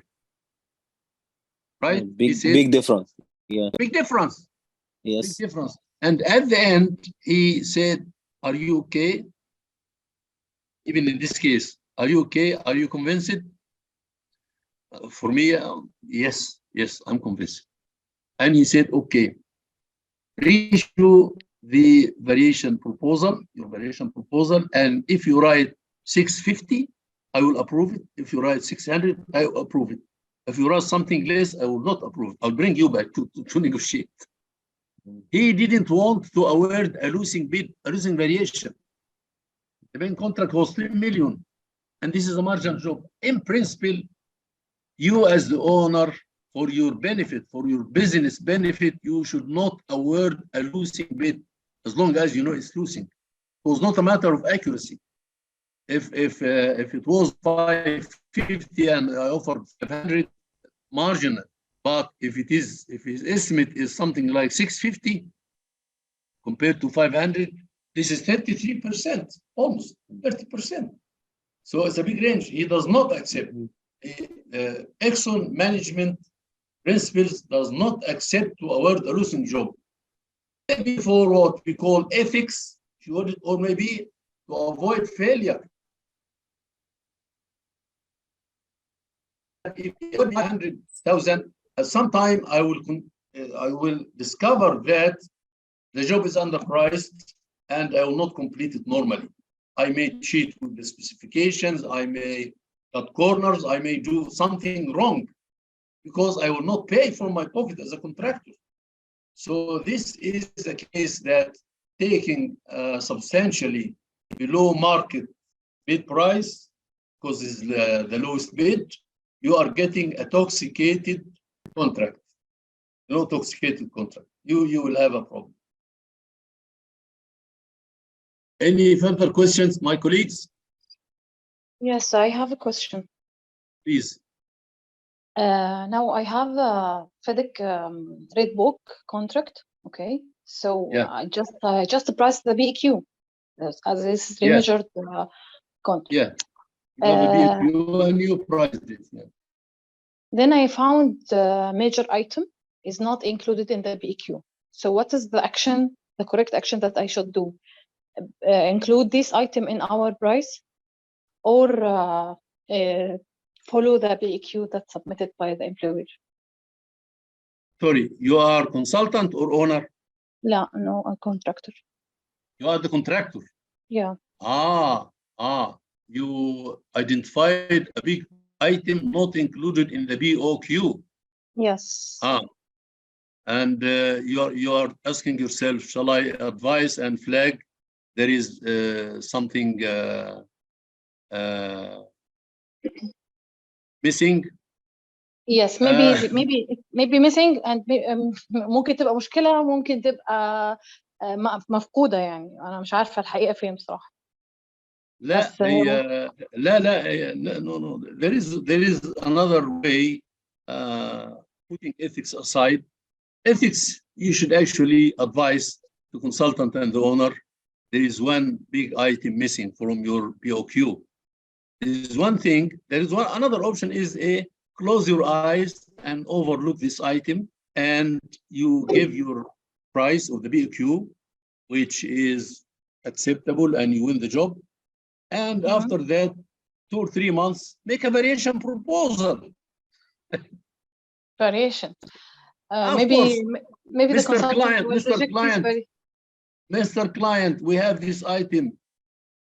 Do you intend to do it or not? Say, we need to do it. Yes. Okay. Give me your variation proposal. So this is one way. If you put ethics aside, but if you want to stick to ethics and conduct, you should highlight it to the consultant and owner and amend the prices. And if you are on the bidding stage, then I think the consultant and the owner will share this with all the other bidders. I say, please amend your commercial quotation with this item, description, quantities, and price. So there are 2 ways to do it. If you share and benefit the consultant and owner to catch their, there is always these mistakes with the BOQ. There is missing item. There is wrong quantities, missing items and wrong quantities, wrong high or wrong low, or wrong low. Yes. So if you deal ethically, you need to highlight and share it with the consultant and owner, and they will share with the other bidders to align the commercial quotations. If you want to do it the other way, it's up to you. But I guess most of the contractor not issue this in the clarification, not show this in the clarification. There's no talk about this major item. That's why I'm talking. No, I think these FedEx, they have to share any such clarification from any bidder. They share it with others. Yes, they share the clarification and addendum. They did not catch it. They do not catch it. Yes, you caught this error, and you flagged it, and they would share it with others, and we'll say, bidders, please reissue your revised commercial, including this item that is Engineer Noura kindly notified us about it. So normally during the bid process, any clarifications or such notifications from a bidder are shared with the other bidders to ensure that the bids at the end are fully aligned regarding the scope, specs, and the price, to make the comparison fair. So this is one way. I gave you. I try to be ethical, but sometimes we have the debate. But we can keep it for a good variation order, especially if the unit rates are not in the BOQ rates. No, it's not included. You are free to give a high unit rate, and make it a winning job. Yeah, if it is a big item. He doesn't know, the consultant and owner does not know that you knew this at the bid process. Fine. So you just, okay, by the way, when we are reviewing the project documents, Mr. Client, Mr. Consultant, this item is missing. The only thing is to include this is to address a change order, right? Yes. Any other? Yeah, thank you very much. Any question, Nora? No, thank you. Colleagues, we still have 20 cost champion, project control, project management champions.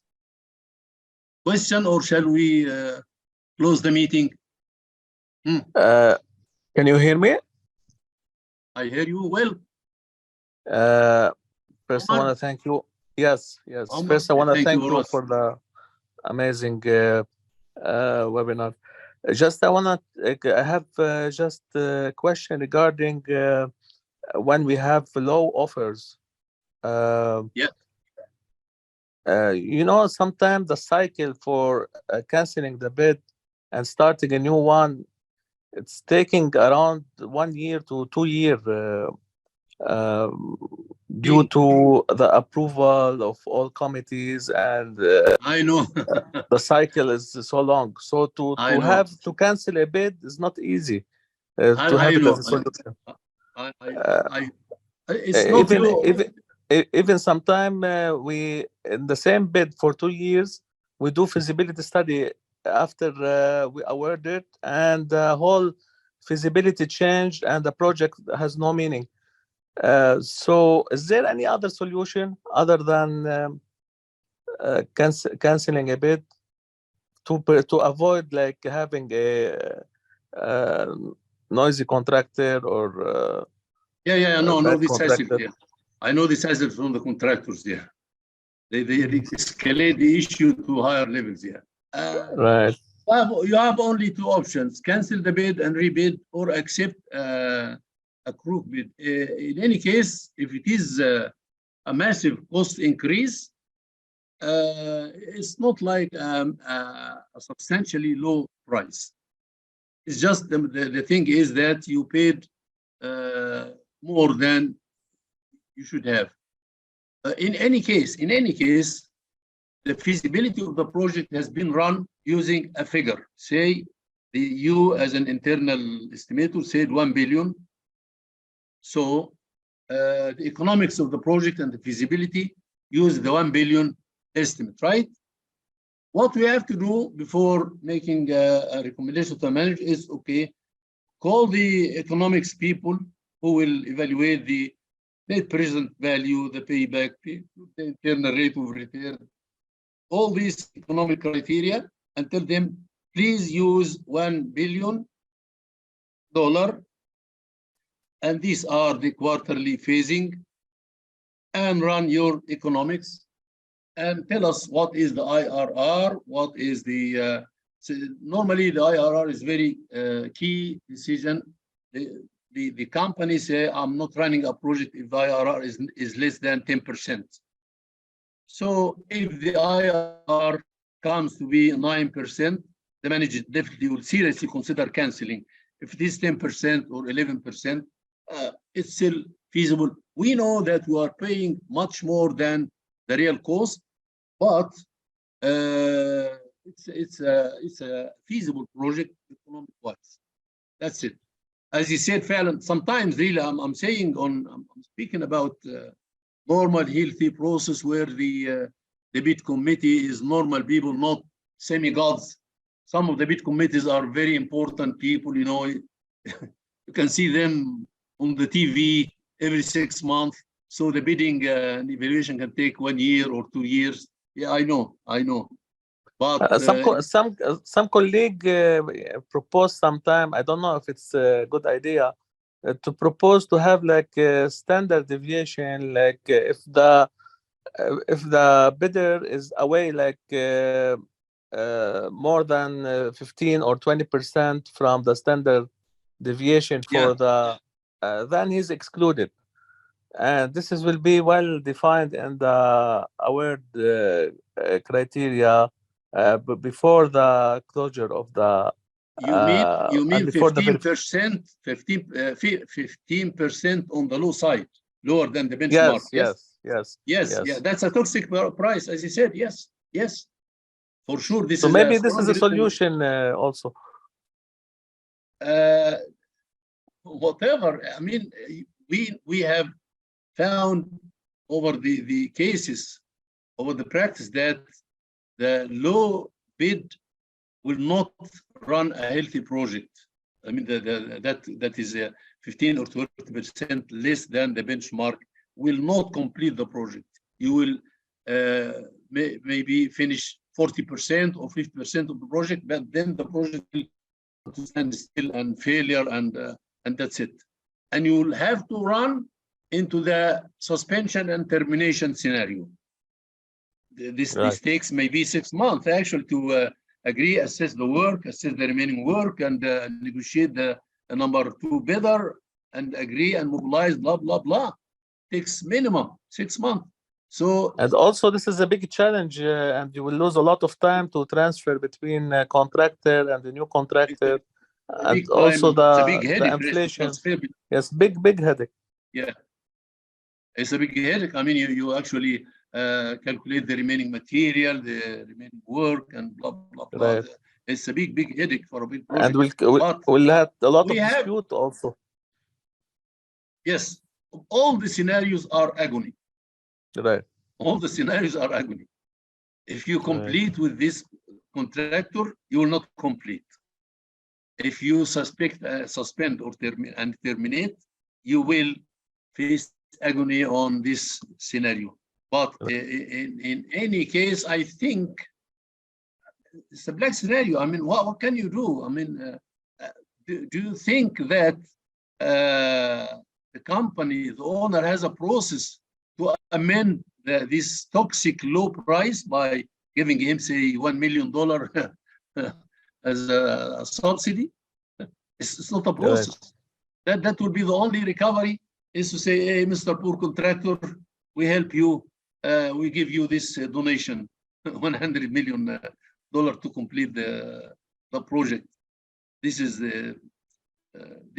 one thing. I mean, all the scenarios are difficult. As I said, the 2 scenarios are worse than each other. But in any case, I mean, from the beginning, you should exclude this toxic low price. If the problem is a substantially high price, you need to cross-check the economics and pass it to the financial analyst people on the company and tell them, okay, give us your internal rate of return estimates and the NPV, and make your, if it is still feasible, then Allah Ghalib, we will have to accept it. And that's actually more assurance. I mean, it's just the economics may be somehow impacted. But if the contractor is quality, his performance, differences in performance, KPI are okay. Okay. So he's good in everything, except just he took $200 million more. That's it. That's the least loss that the owner can, compared to see the agony of rebidding, compared to the agony of suspension and termination. So this will be the cheapest recovery solution, is to accept a high price, cartel the price, let's say, and go with it. That's it. And also, most of the time, like when the price is high, this is the scenario where the owner prefer to cancel and to rebid, and he doesn't care about the return. He wants to know why the estimate is wrong from the beginning, and need justification why the price is higher than the estimate. So it's very clear. Okay, ask the management. Okay, please challenge me. I'm going to present my estimate to you item by item, and you should challenge and check and verify that my estimate is not wrong. It is clear. We know this in the bidding process, the bid cartelling. We know this happens. Right. This is part. It's the market. When you see that your estimate is 1 billion, and the market prices came as 1,500, 1,600, and 1,700. Right. It's quite clear like sun that there is a collusion and there is bid cartelling. And most of the clear. time, this estimate and budget are in some way it's revealed to the public market, and the bidders know it. So this is also part of the, like you said, The problem. No, I think these estimates are internal. Should be internal. This should be, yes. This is classified information that you know, and the economics and financial analysts know. It should be, of course, because information always leak. Exactly. I tell you, the fraud in the contract. There was a very interesting course I gave 2 weeks ago in Istanbul. Prevention of fraud in procurement and contract. There's lots of stories and lots of tactics behind this, and there is lots of defense as well for these texts. It's very interesting. This is very essential part of the business today, is this fraud and bid cartelling and all these things. There's always collusion between bidders and sometimes bidders and employees, bidders and consultants. There is always collusion. Right. The low price, there is, in many cases, there is a collusion that, okay, take the bid at this low price, and then we will develop variation orders for you that will adjust your profit. In many cases, this is one of the collusion and fraud sources of the thing. But in any case, we have to abide by standard rules. The issue of confidentiality about cost information and cost estimates is quite clear. Very few persons, minimum, should be aware of this, because it leaks. Somehow it leaks to the competitors, it leaks to the market, and that's it. Yeah. If you wanted to trap the bidders, you can leak out a wrong estimate. Actually, sometimes if your estimate is 1 billion, leak a figure that's 800. So sometimes it's without leaking. They know about it based on the bid bond is usually they know it's percentage of the big amount, so they take it as a percentage, and they figure out the number by themselves. No, we do not specify the bid bond as money. We specify the bid bond as 10% of your quotation. So if you you quote 1,500, you will say, okay, I'm opening a bid bond for 2.5% of that. That's it. It's not fixed. It's not fixed.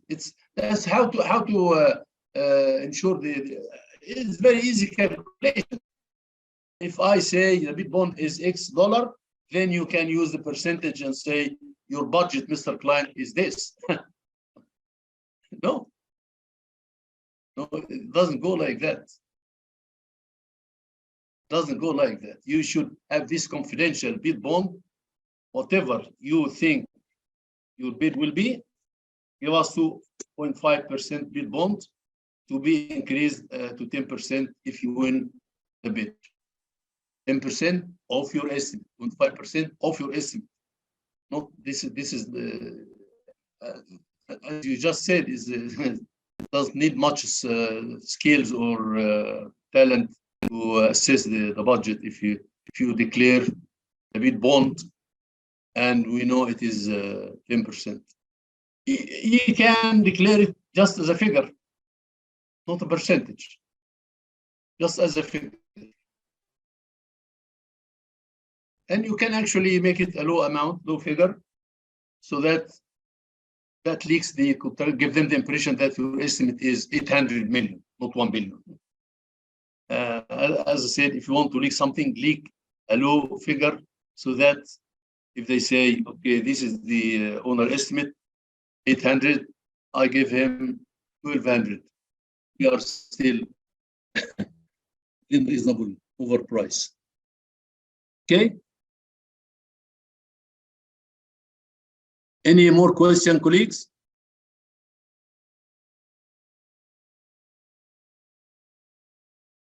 Any questions?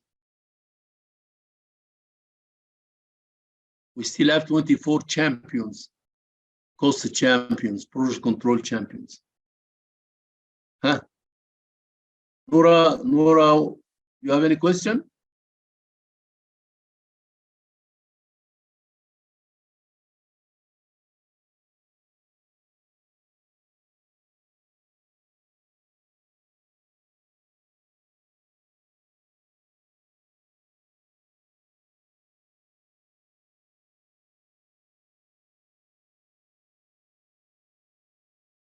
Hmm.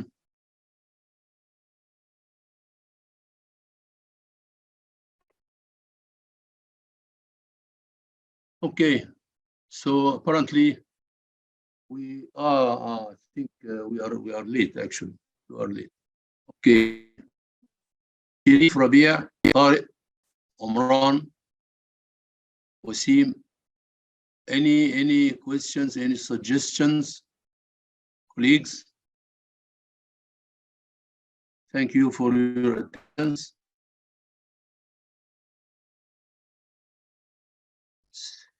Salim Ibrahim, Allah Nabil, Magda Muharram, Khalid, Ibrahim Ali. Gentlemen. Okay. Okay. Okay.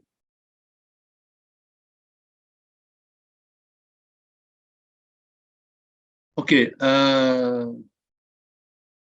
Then someone say thanks a lot. Thanks very much. Thank you very much for your attendance and your participation. I wish it could be more participation, but we always expect improvement over the next lecture, inshallah, next Wednesday, 6:30. Thank you very much, my colleagues, and see you, inshallah. Assalamu alaikum wa rahmatullahi.